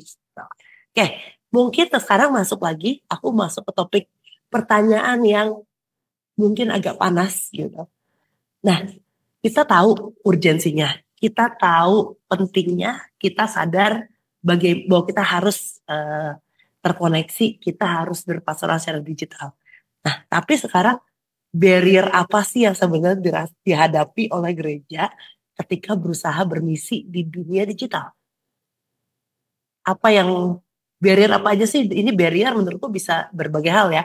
Barrier yang kondisinya mungkin secara struktural, atau barrier yang dihadapi oleh orang-orang pelakunya sendiri, mungkin dari kayak Kawandi tadi atau dari Romo. Barriernya apa sih? Kalau aku jujur, aku melihat salah satu barrier yang mungkin ya, barriernya adalah itu tadi, gereja kadang-kadang masih informasi tadi, sifatnya informasi top down, yang penyampaian satu arah. Sedangkan tadi di digital ini adalah semuanya itu adalah subjek. Aku ngerasa ini juga jadi salah satu barrier yang dihadapi oleh gereja untuk merubah paradigma dan pola pikir lamanya itu untuk bisa masuk dan terkoneksi digital. Itu kalau menurutku. Nah, kalau misalnya dari Romo Habel atau dari kawan sendiri, ada nggak sih barrier yang dirasakan nyata itu apa sih selain itu? Romo Habel duluan, udah tunjukannya udah ke situ soalnya. Baik. Kalau saya ya misalnya barrier pertama itu satu, misalnya mentalitas, pemahaman tentang misi itu sendiri. Kalau tadi kita berbicara tentang bermisi di era digital, maka mentalitas atau pemahaman kita tentang misi tadi selalu punya misi yang konteksnya tradisional. Bermisi berarti pergi dari satu tempat ke tempat yang lain. Dari satu tempat ke tempat yang lain. Ya kan, berarti kita harus keluar, meninggalkan rumah, meninggalkan orang tua, keluarga, sanak saudara, segala sesuatu untuk mewartakan Kristus di pelosok Maluku misalnya. Pedalaman saya itu misi. Wah, dulu juga orang-orang waktu saya masih frater, pokoknya nanti kalau ini siap-siap ya bermisi di pedalaman Papua. Jadi takut juga gitu kan, takut, jadi ketakutan tersendiri. Jadi konteks misi itu sudah tereduksi pada pemikiran istilahnya apa ya, teritorial saja, teritorial semata-mata, sehingga kita lupa. Nah, sekarang dengan adanya dunia digital, ada sebut dengan benua, satu benua baru. Apa sih benuanya itu? Benua digital sebenarnya, digital continent. Kalau digital continent, maka saya melihat misalnya pesan Yesus, ya. Biar ini pesan Yesus itu misalnya Markus 16 ayat 15 misalnya itu ya, atau bagaimana amanat agung Yesus dalam Matius 28 19 sampai 20, yang di situ dikatakan bahwa pergilah ke seluruh dunia dan wartakanlah Injil. Pergilah, wartakanlah Injil. Pergilah, baptislah mereka dalam nama Bapa, Putra, dan Roh Kudus, ajarlah.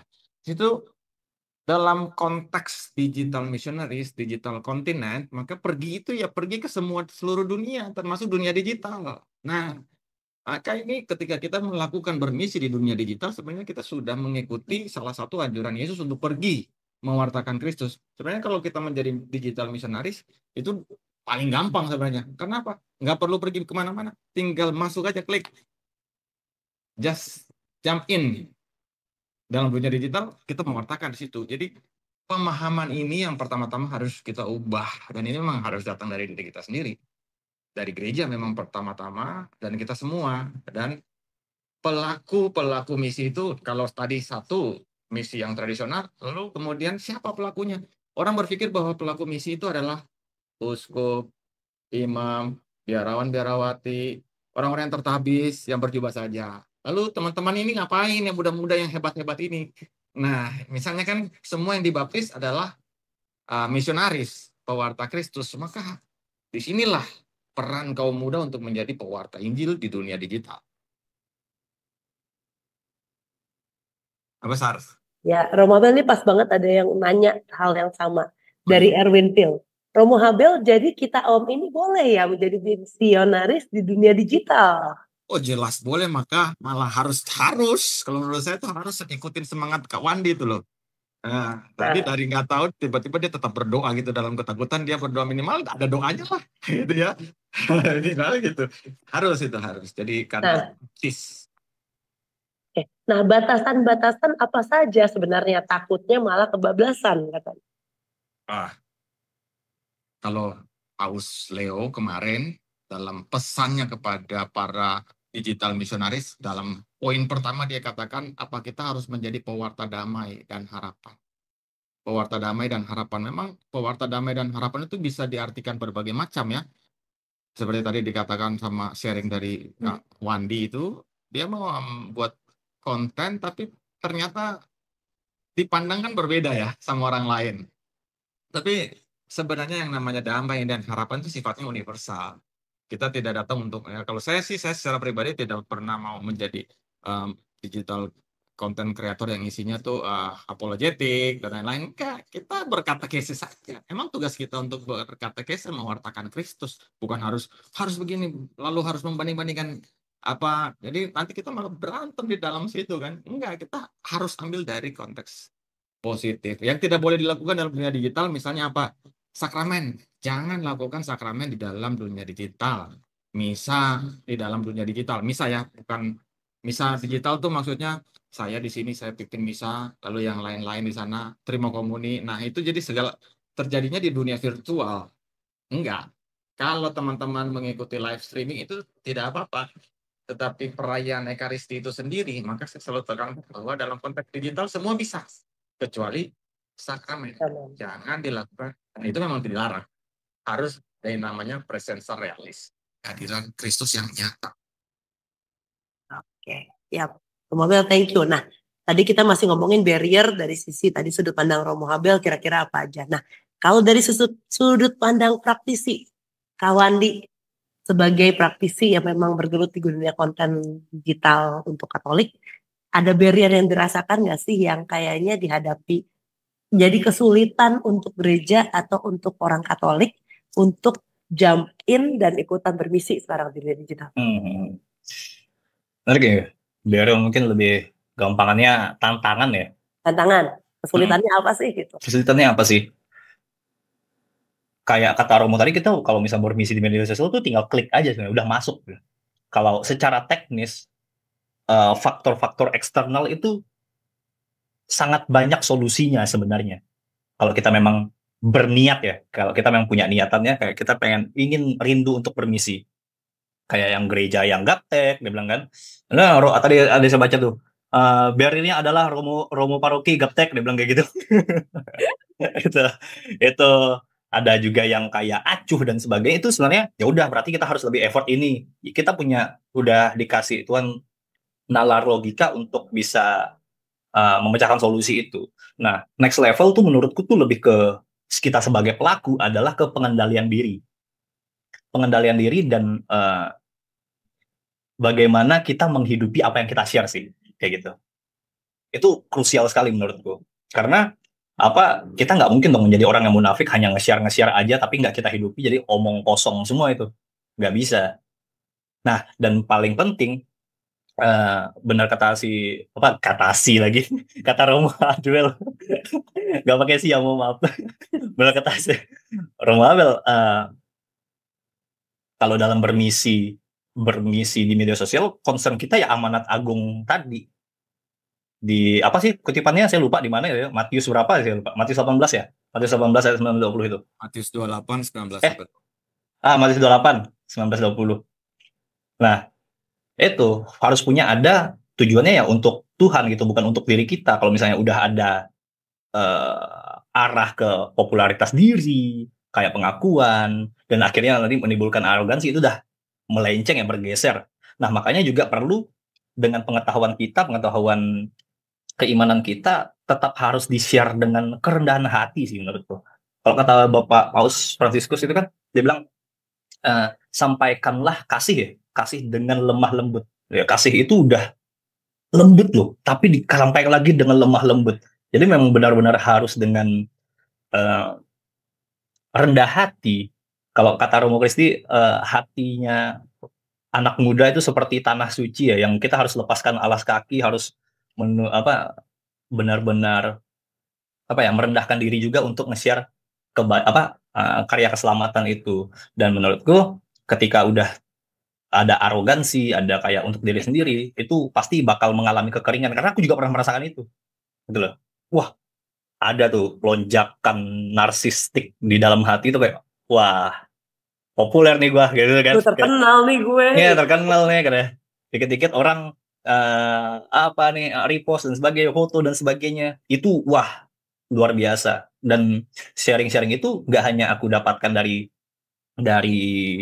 kreator Katolik, bahkan romo-romo yang buat konten juga dapat dapat hal-hal seperti itu. Kita harus melakukan pengendalian diri seperti ini di era digital ini, kayak jangan sampai concern kita berubah kayak gitu. Nah, pengendalian itu sih lebih yang menjadi hal yang sampai sekarang masih aku geluti kayak gitu. Puji Tuhan selalu banyak pengingat ya. Jadi bagaimanapun aku yakin kalau misalnya tujuannya baik, aku yakin bakal dikasih jalan yang terbaik juga. Gitu sih. Dan paling penting banget, tadi begitu kita ingin bermisi, ya apa yang di media sosial, aku selalu berusaha untuk bisa menghidupi apa yang aku share. Kayak gitu. Karena penting banget untuk diri kita juga, kayak gitu. Oke. Nah, ini kalau gitu aku mau melontar ke tadi kan ada pertanyaan batasan, terus tantangan ya. Nah, aku tuh jujur suka mendapatkan pertanyaan juga dari frater-frater gitu kan yang bertanya nih biasanya. Karena aku biasa bilang ya itu tadi, aku kan suka kalau di sosial media aku selalu bilang, gunakanlah media sosial, gunakanlah tren yang sedang ada saat ini untuk mewartakan gitu. Karena dengan gitu kita kan bicara dengan bahasa yang sama dengan orang-orang itu. Nah, pertanyaan yang tumbuh tuh ini, tapi seberapa jauh sih tren digital ini bisa digunakan atau relevan sebagai media pewartaan? Kalau Romo Abel tahu, kemarin kan aku pernah bikin Velocity bareng Monsinyur ya, yang ternyata Velocity sama Monsinyur sama tokoh agama di Bogor tuh, waktu itu. Nah, responnya bagus, banyak banget feedback anak muda yang komen bahwa wah Monsinyur kita, gereja kita ternyata ngerti anak muda kayak gitu. Nah, cuman tiba-tiba ada pertanyaan juga dari ini, emang boleh ya joget-joget kayak gitu buat di gereja gitu? Emang atau kalau emang kita mewartakan, emang kita harus boleh ya kita pakai tren yang ada, lagu-lagu yang ada seperti itu. Nah, mungkin bisa dari menurut Wandi sebagai praktisi dan juga dari Romo Habel, gimana tuh? Sejauh mana sih kita bisa pakai tren-tren TikTok, tren-tren lagu yang berlaku saat ini untuk kita pakai jadi pewartaan di dunia digital ini? Pak Wandi dulu mungkin. Oke, saya dulu lagi deh. Gini, aku selalu memisahkan dua hal sih untuk tren ini, kayak misalnya sifatnya benar-benar inti dari konten, maksudnya benar-benar konten, sama benar-benar senang-senangan doang, kayak gitu. Kan sebenarnya kan nggak sedikit hal-hal di tren di media sosial itu menghibur, tapi kayak nggak ada mutunya juga untuk kita share kayak gitu kan. Nah, tentunya kita bisa pilah-pilah untuk hal yang relevan dengan konten apa enggak, value-nya sesuai enggak, karena memang menyampaikan konten itu value dengan emosional tuh harus Imbang kan? harus nggak imbang sih, lebih ke kayak sesuai takaran kayak gitu. Kadang emosionalnya kadang 50-50, kadang emosionalnya 80, value-nya 20, nggak mesti berimbang, tapi yang penting harus ada value-nya. Tergantung concern-nya kita ingin mengkomunikasikan apa kayak gitu kan. Nah, tentu saja kalau yang tren itu memang harus relevan sih. Kayak misalnya kemarin saya pakai trennya KDM ya, Kang Deddy Mulyadi, yang dia bilang, ayo, mana di sini sih anak-anakku yang yang gak mau mandi dan sebagainya gitu kan. Nah, saya jadi POV-nya jadi Romo gitu, pura-pura jadi Romo, dan sampai sekarang tuh saya masih banyak yang ngira saya Romo dan atau frater ya gitu. Nah, saya cuma pakai alba biasa, terus saya bilang, ayo siapa di sini anak-anakku yang gak ke gereja alasan hujan kayak gitu kan, banyak tuh. Yang alasan hujan lah, alasan gak ada baju, alasan gak ada uang kolektor, tuh kacau tuh. Padahal aku juga dulu gitu. Nah, tentu saja kita menggunakan tren tuh yang relevan ya, harus menyelipkan tetap nilai dari apa yang ingin kita share, nilai dari pewartaan itu. Nah, karena memang kalau kita ingin menyampaikan pada orang lain, ya kalau misalnya ini nilai yang ingin kita hal yang ingin disampaikan, hal ini adalah target audiens kita, ya memang harus di tengah-tengahnya gitu. Harus di tengah-tengahnya ini kita harus imbangkan, kita kalkulasi, kita buat rasio untuk biar angle komunikasinya pas kayak gitu. Memang nggak bisa ego juga kita kalau misalnya harus aku harus kayak gini kayak gitu karena nilainya seperti ini kayak gitu. Lebih ke kamu nggak asik kayak gitu. Pasti teman-teman tuh bakal kayak gitu. Nah, terus dan penting juga sebisa mungkin kita nggak ngikutin tren, tapi kita juga yang buat tren dari hal-hal baik tersebut. Tren yang nge-share, tren yang memuat nilai-nilai pewartaan kayak gitu.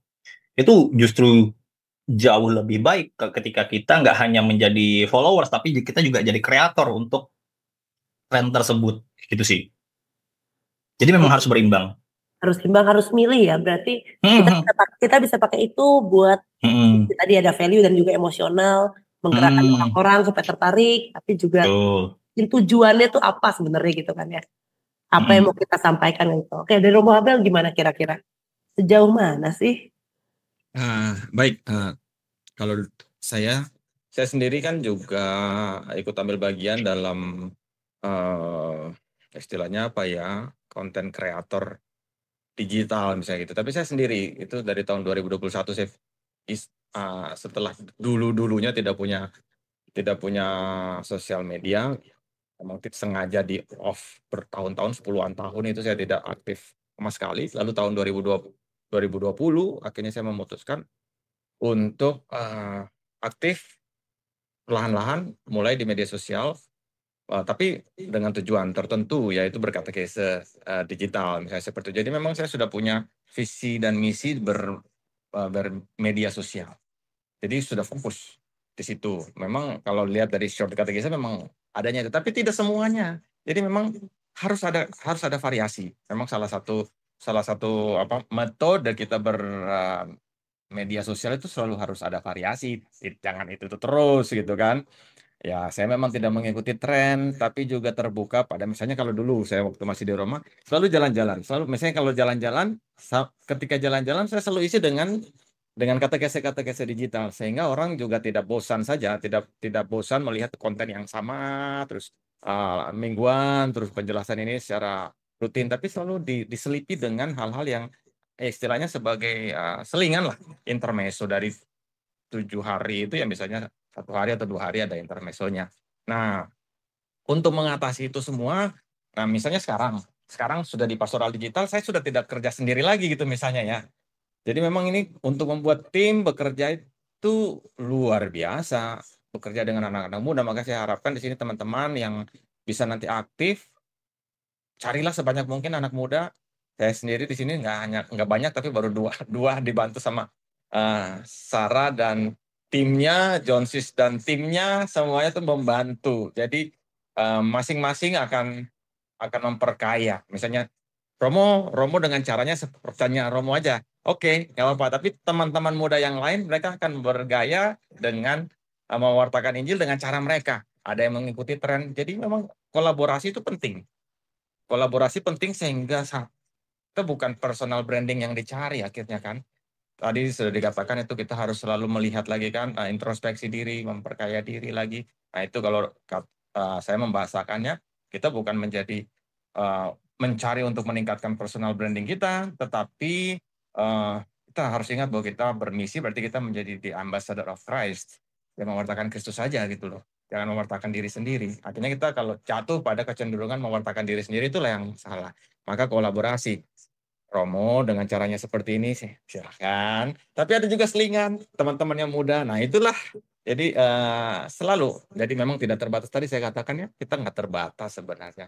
Gunakan media sosial itu sebagai cara-cara yang positif. Kecuali jangan nari-nari di dalam gereja misalnya gitu ya, jangan misalnya gitu. Nah itu juga nggak benar juga. Nah, yang itu aja Sarah. Oke, siap. Nah, tadi kita bahas sedikit. Nah, kalau gitu sekarang kalau bisa dibilang dengan dunia digital, bermisi dunia digital, sebenarnya kan punya potensi paling besar itu kan justru sebenarnya ada di anak muda sebagai digital native kan ya. Idealnya sebenarnya. Karena mereka kan yang lebih fasih. Gimana ya, mau ada nggak sih mungkin dari kayak dari Romo atau dari Kak Wandi, gimana caranya supaya lebih banyak anak muda yang mau bermisi di dunia digital ini? Karena kayaknya masih banyak keraguan juga ya kalau dilihat, makanya sebenarnya Kak Wandi sebagai content creator Katolik sampai saat ini menurutku content creator Katolik juga masih bisa dihitung pakai yang benar-benar konsisten, juga masih bisa dihitung pakai jari gitu. Gimana sih caranya supaya kita bisa semakin menggiatkan anak muda ini untuk bergabung bermisi, dan apa sih yang harus saran-saran untuk buat mereka lebih berani? Serah mau siapa duluan, bebas. Tunggu-tungguan sweet dulu deh kayaknya. Romabel, silakan. Sekalian ini saya mau, ada yang di grup itu ada yang tulis konten kreator perlu nihil obstat dan imprimatur dulu, nggak mau. Ini kan biasanya izin bahwa tidak ada yang salah dan apa segala macam, yang biasanya di buku-buku ini harus ada nihil obstat. Tuh. Tapi mungkin juga jadi keraguan anak muda nggak sih? Nah itulah. Pengen ini tapi aku disalahin. Aku pernah loh Robo, aku pernah bikin konten sebenarnya masih sesuai dengan materi, tapi kan karena konten kan dicacah ya, nggak bisa selengkap itu. Ada Romo DM komen mempertanyakan ke ke ini isinya gitu. Nah terus aku di situ jadi mikir, iya sih gimana anak muda berani untuk mewartakan kalau ketika baru mulai aja udah dipertanyakan gitu. Bagaimana Bang Romo?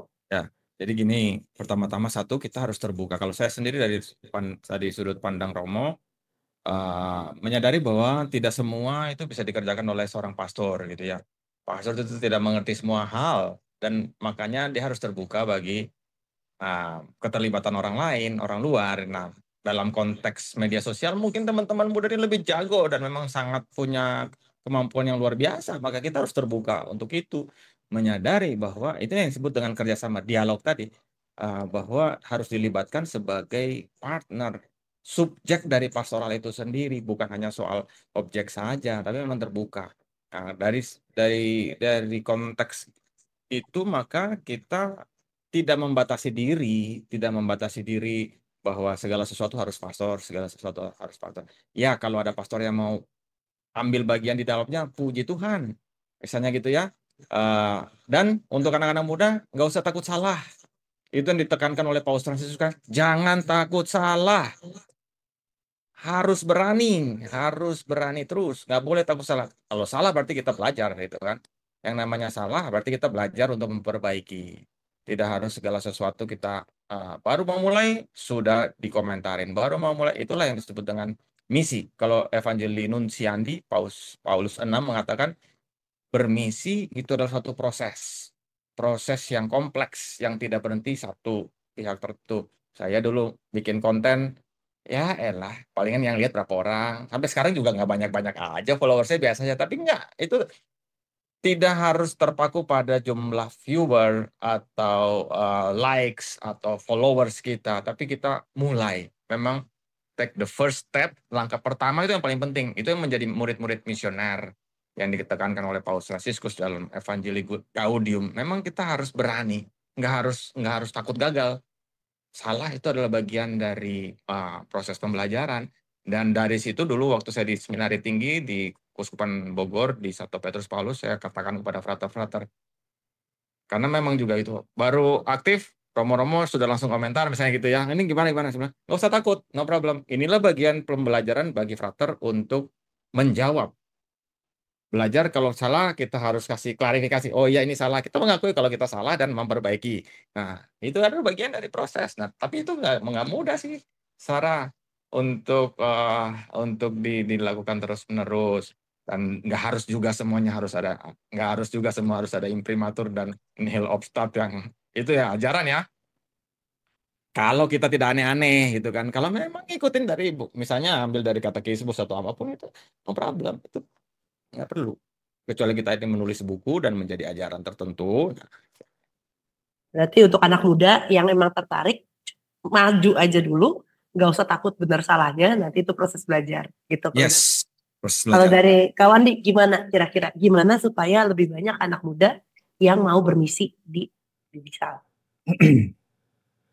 Biar anak muda baru mau bermisi di digital itu mungkin dari kapasitas aku yang udah duluan mungkin ya. Sebenarnya kan juga kan aku pribadi nggak ada ketertarikan untuk ini gitu.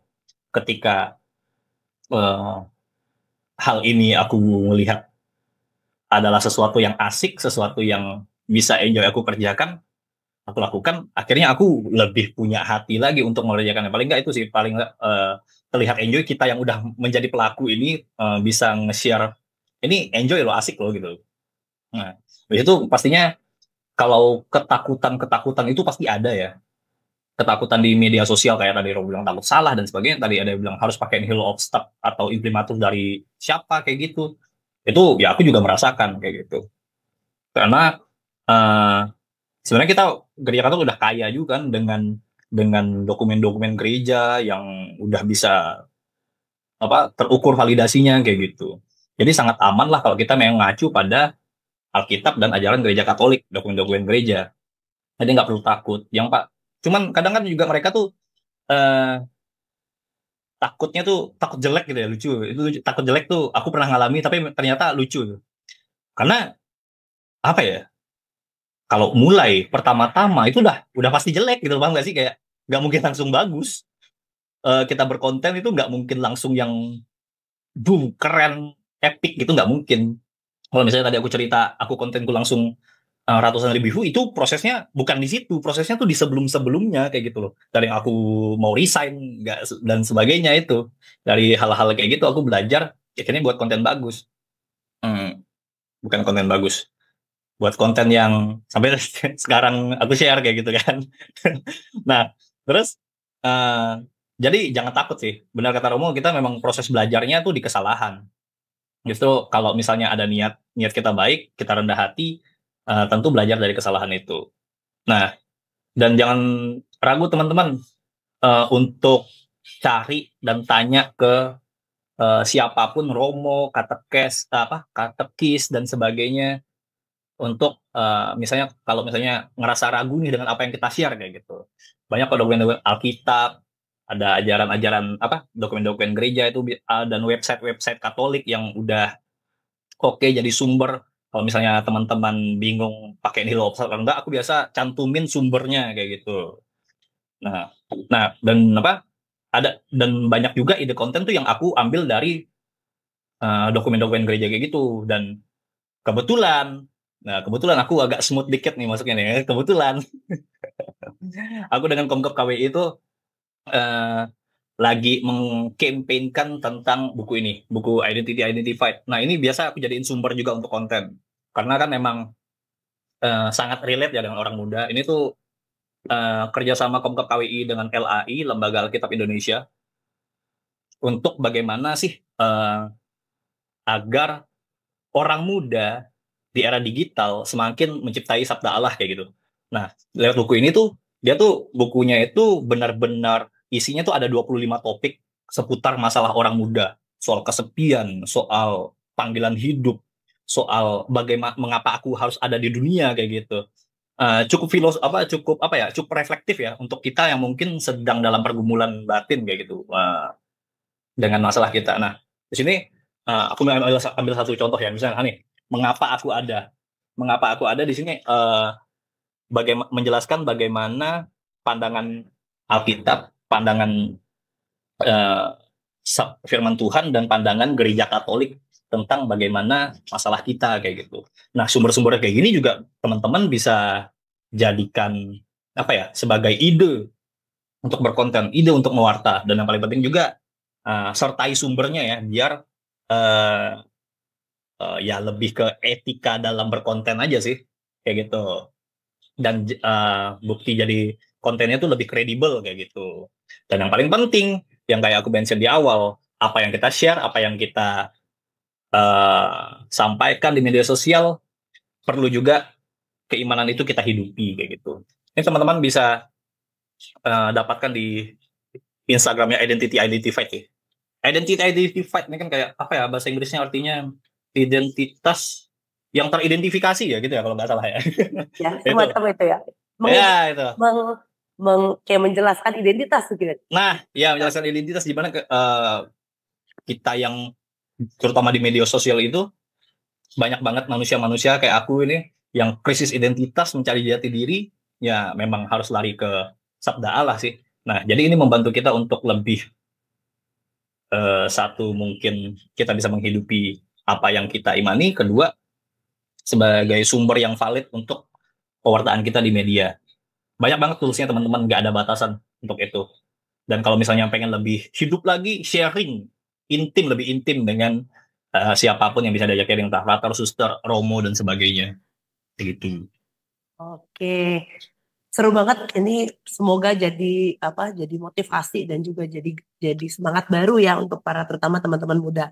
Nah, ini mungkin sekarang udah banyak pertanyaan, banyak obrolan yang kita bahas berdua nih, bertiga bersama dengan Romo Abel dan Kawandi. Aku tuh juga sebenarnya pengen juga ngajak teman-teman yang di sini yang hadir untuk ikutan speak up dan mungkin mengeluarkan pendapatnya. Mungkin salah satunya aku mau ngambil topik dulu. Ini ada pertanyaan yang menarik nih.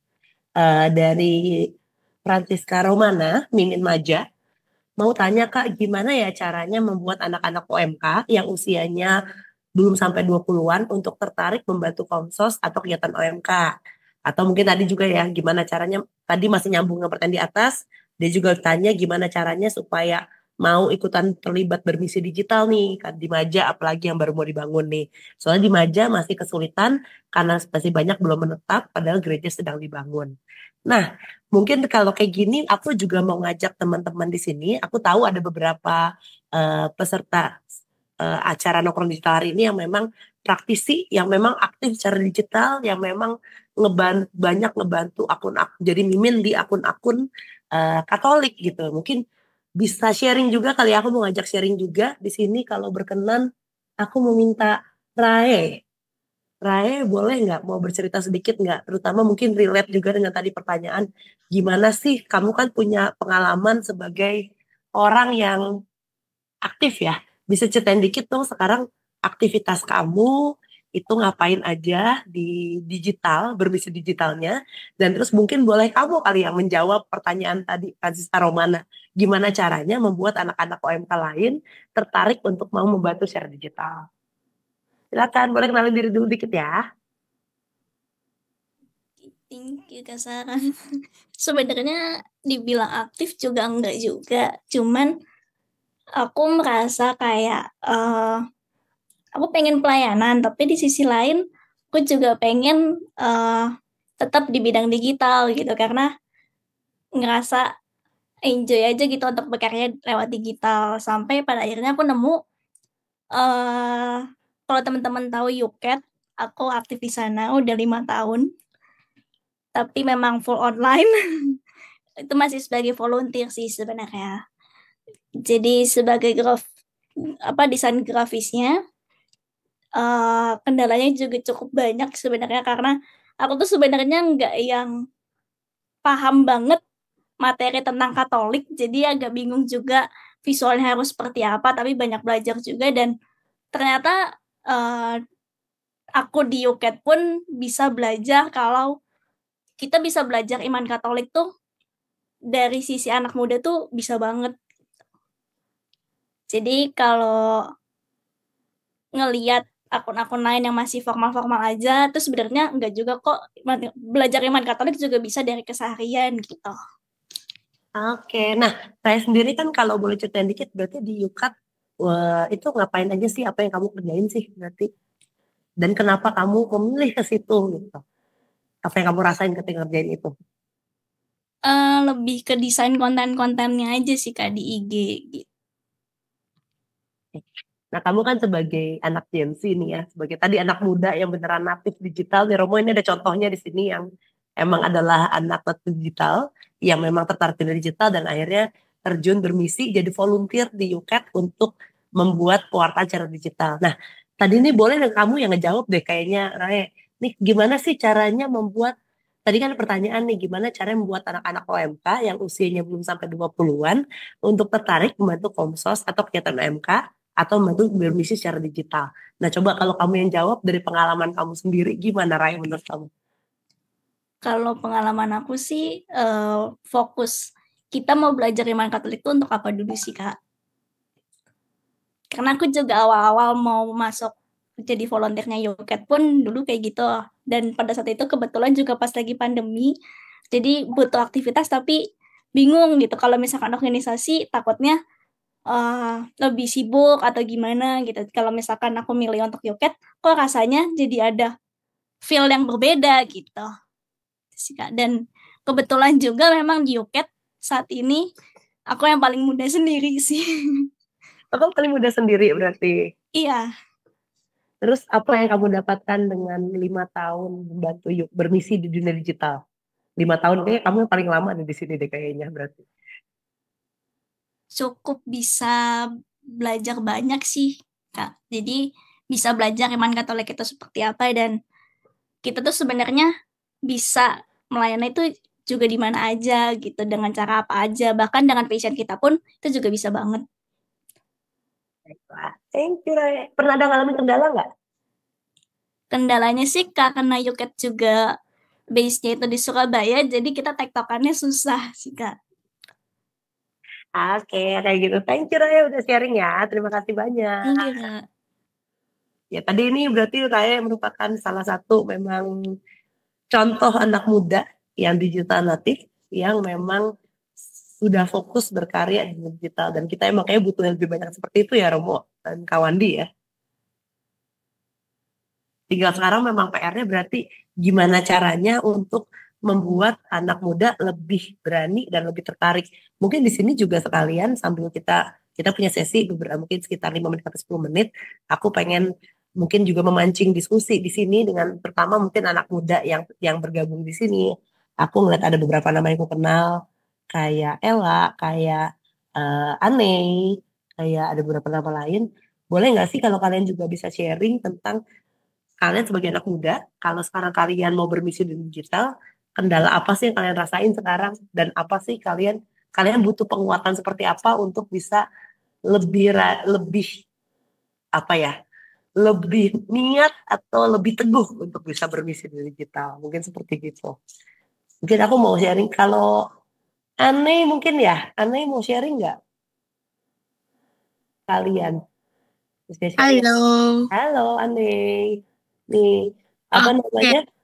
Kamu juga pas kalian nanya ya, tapi sebenarnya kalau kamu sekarang dari pertanyaan kamu nih, Mm-mm. gimana caranya mengajak anak-anak Gen Alpha ke bawah untuk semangat dalam spiritualitas mereka untuk pelayanan. Nah, Oke. kamu sendiri sebagai anak muda, sebagai Gen Z juga, apa yang kamu rasakan dan menjadi tantangan kamu untuk berkarya dan bermisi di era digital ini? Jujur sebenarnya aku cobain sharing backgroundnya dulu kali ya. Sebenarnya dari dulu aku sebelum komuni pertama, aku juga ngerasa kayak aku mau semangat pelayanan sampai aku nyamperin ketua Miss Dinar untuk aku nanya, Kak, kapan sih latihannya? Aku bilang gitu. Tapi kata kakaknya jawab dengan, kamu harus komuni pertama dulu ya, dia bilang gitu. Terus kayak akhirnya aku udah komuni pertama dan aku melakukan pelayanan itu hingga aku aktif juga di OMK sekarang.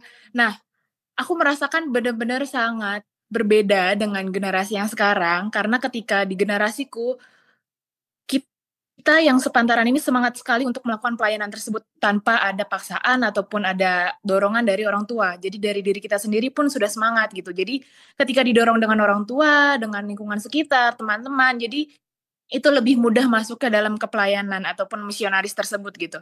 Nah, kendalanya di sekarang adalah ketika aku udah menjadi pembina Miss Dinar dan aku mengajari anak-anak Miss Dinar yang ke bawah, dan itu menjadi tantangan mungkin ya, bisa dibilang tantangan kali ya, untuk mereka memang mempunyai banyak pertanyaan gitu Kak. Jadi kita juga sebagai pembina ataupun senior dalam Miss Dinar jadi lebih tertantang untuk mempelajari iman Katolik lebih banyak. Itu makanya juga kenapa aku tertarik juga ketika kakak bilang, Dek, bikin konten yuk bareng sama Short Katekisme itu, aku ngerasa kayak Tuhan kayaknya ngasih jawaban dari doa aku selama ini yang aku ditantang bersama anak-anak Miss Dinar yang baru gitu. Jadi aku ngerasa, oh memang aku harus lebih memperdalam lagi untuk belajar iman Katolik, walaupun aku memang dari dulunya ngerasa kayaknya cukup deh untuk pelayanan saja di Miss Dinar ataupun di OMK gitu.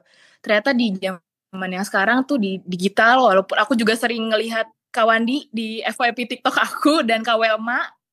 Jadi aku ngerasa kayak, oh sekarang nggak cuman dari dari face to face aja ataupun dari gereja, cuman dari Miss Dinar ataupun OMK aja untuk mempelajari iman Katolik tersebut gitu. Cuman itu aja sih tadi tantangannya adalah ketika anak-anak Miss Dinar yang di bawah udah bisa mempertanyakan kenapa sih aku harus pelayanan, kenapa sih aku harus menjadi Miss Dinar, itu agak gimana ya aku menjawabnya untuk menjadi senior yang baik dan menjadi contoh bagi mereka kayak gitu, Romo dan kakak sekalian. Oke, Gitu terima balik. kasih. Oh, kalau kamu Miss Dinner sama tadi Kak Wandi udah mau pamerin Iya. gitu.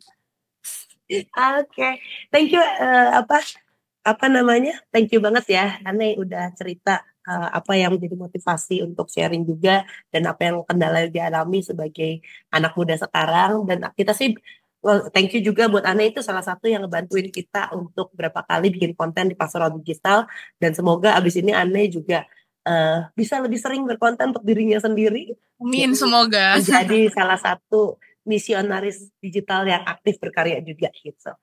Terima kasih banyak Ane. Terima kasih. Thank you. Boleh, masih ada lagi nggak mungkin dari para anak muda yang mau sharing tantangannya atau kesannya untuk masuk dan bermisi di digital, di era dunia digital ini? Aku langsung tunjuk atau ada yang mau ngangkat tangan? Kayaknya di sini aku kenal. Aku tunjuk aja deh langsung. Ella mau nggak sharing? Maaf ya, aku tunjuk. Boleh.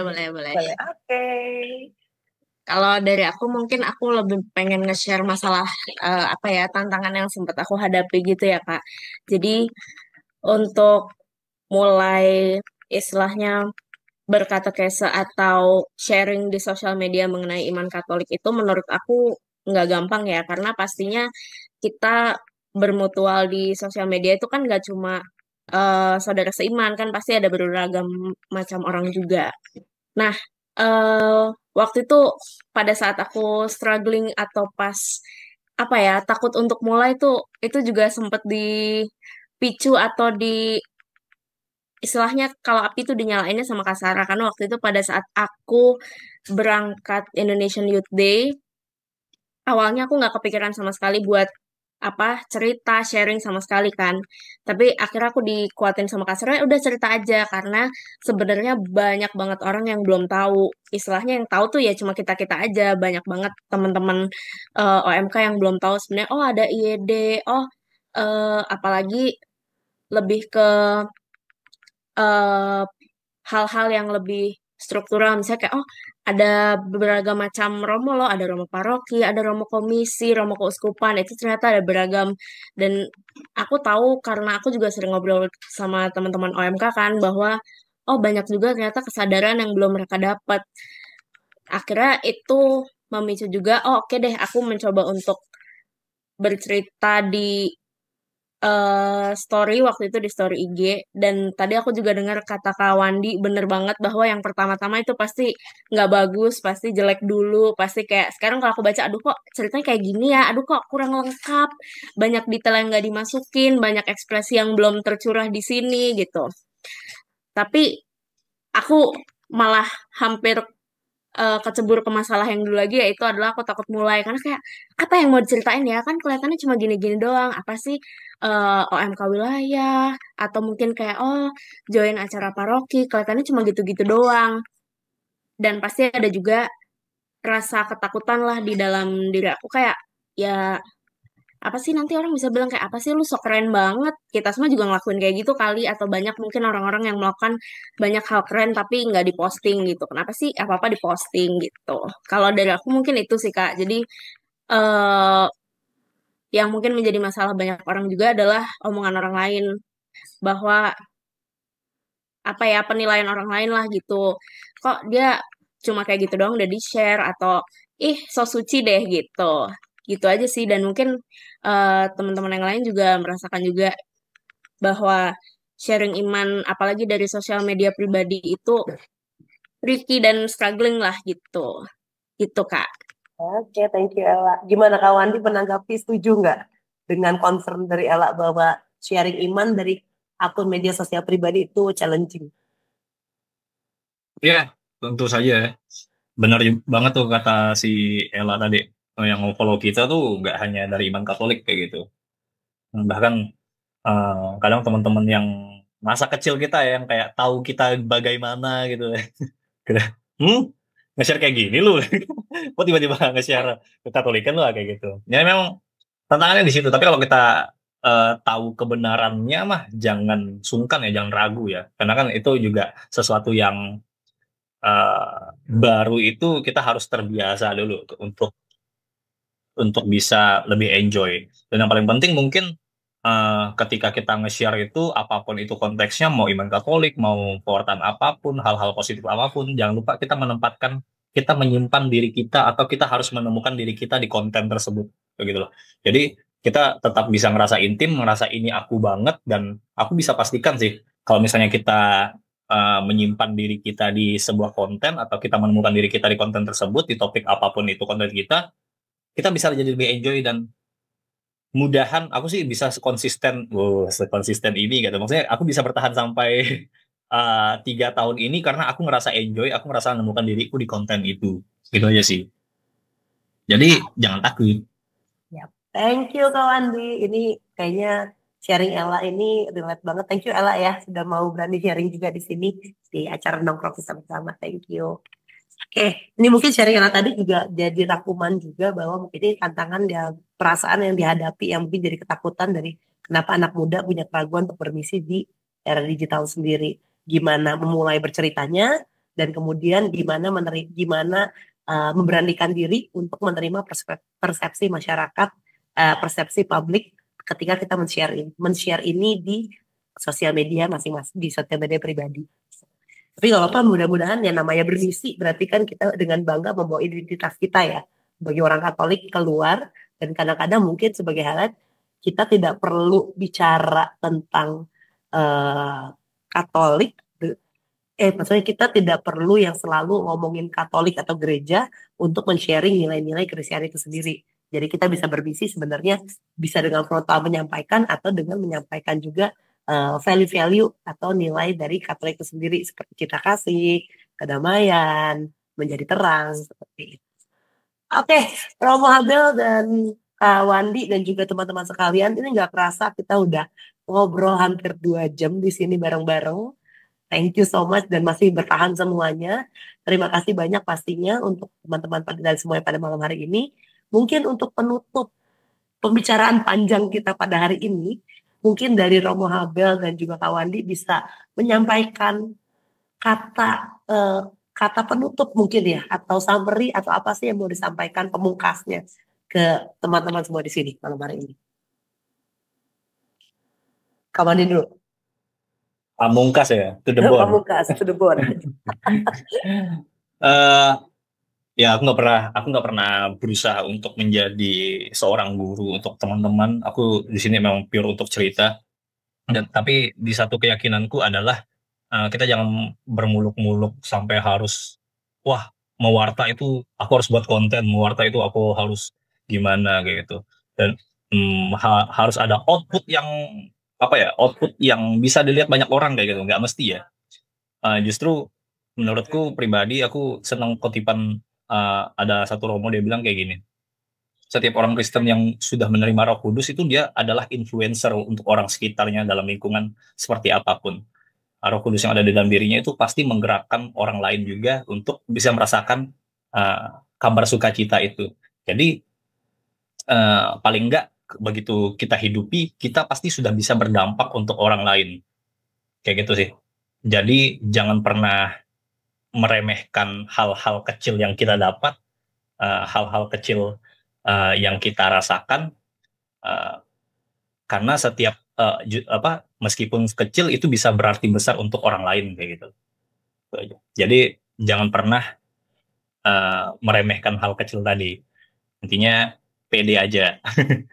Oke, thank you Kak Wandi. Kamu Abel, boleh kata penutup untuk menguatkan semuanya dengan diskusi kita malam hari ini. Baik, seperti kita ketahui bahwa memang sekarang dalam dunia digital itu dihadapi oleh 2 gambaran besar aktivitas religius di dunia digital itu. Pertama adalah online religion dan juga religion online. Ada yang dikatakan sebagai misalnya religion online itu adalah agama yang tradisional langsung diadaptasikan plek begitu aja langsung di dalam dunia digital. Jadi semua ajaran dimasukkan, semua konten itu diambil dari sini. Ada website. Nah itu yang mungkin sekarang kita alami, misalnya Komsos menangani semuanya itu. Tapi ada juga yang disebut dengan online religion. Online religion adalah orang-orang yang memang beraktivitas di situ di luar dari struktur gereja, di luar dari hierarki, tapi mereka aktif di situ. Dalam keadaan yang seperti ini, adanya religion online dan online religion, ya 2 hal yang berbeda ya. Yang satu itu tradisional, mempraktekkan, mengaplikasikan apa yang sudah ada, plak mentah-mentah dalam dunia digital, tapi ada juga orang yang aktif nih, digital content creator. Kita semua berkumpul di sini yang benar-benar menghidupi imannya dalam dunia digital tanpa ada struktur-struktur tertentu. Dalam konteks inilah kita dipanggil untuk menjadi cyber missionary. Pergi melewati batas-batas untuk mewartakan Kristus. Untuk menjawab, untuk taat pada amanat agung, pergi ke seluruh dunia, wartakan Injil. Mulailah. Yang penting ialah langkah pertama, berani untuk mengambil langkah pertama untuk aktif.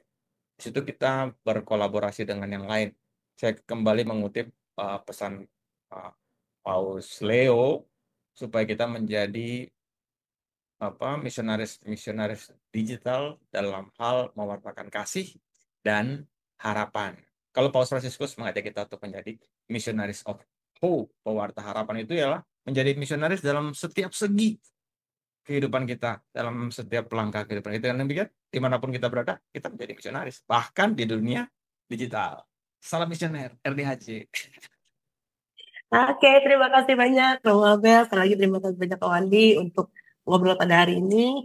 Gak kerasa ini kita benar-benar udah 2 jam. Ini seru banget dan pastinya topik hari ini nongkrong digital, bermisi di era digital.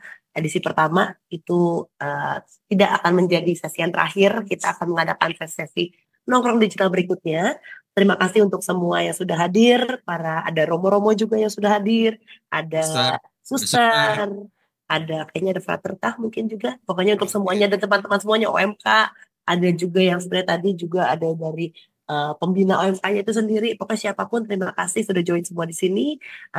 Banyak pertanyaan yang belum terjawab. Kalau misalnya ada pertanyaan yang belum terjawab, bisa ditanyakan juga di akun-akun yang tadi disebutkan. Bisa di Konsultan Bogor, bisa di Short Cutism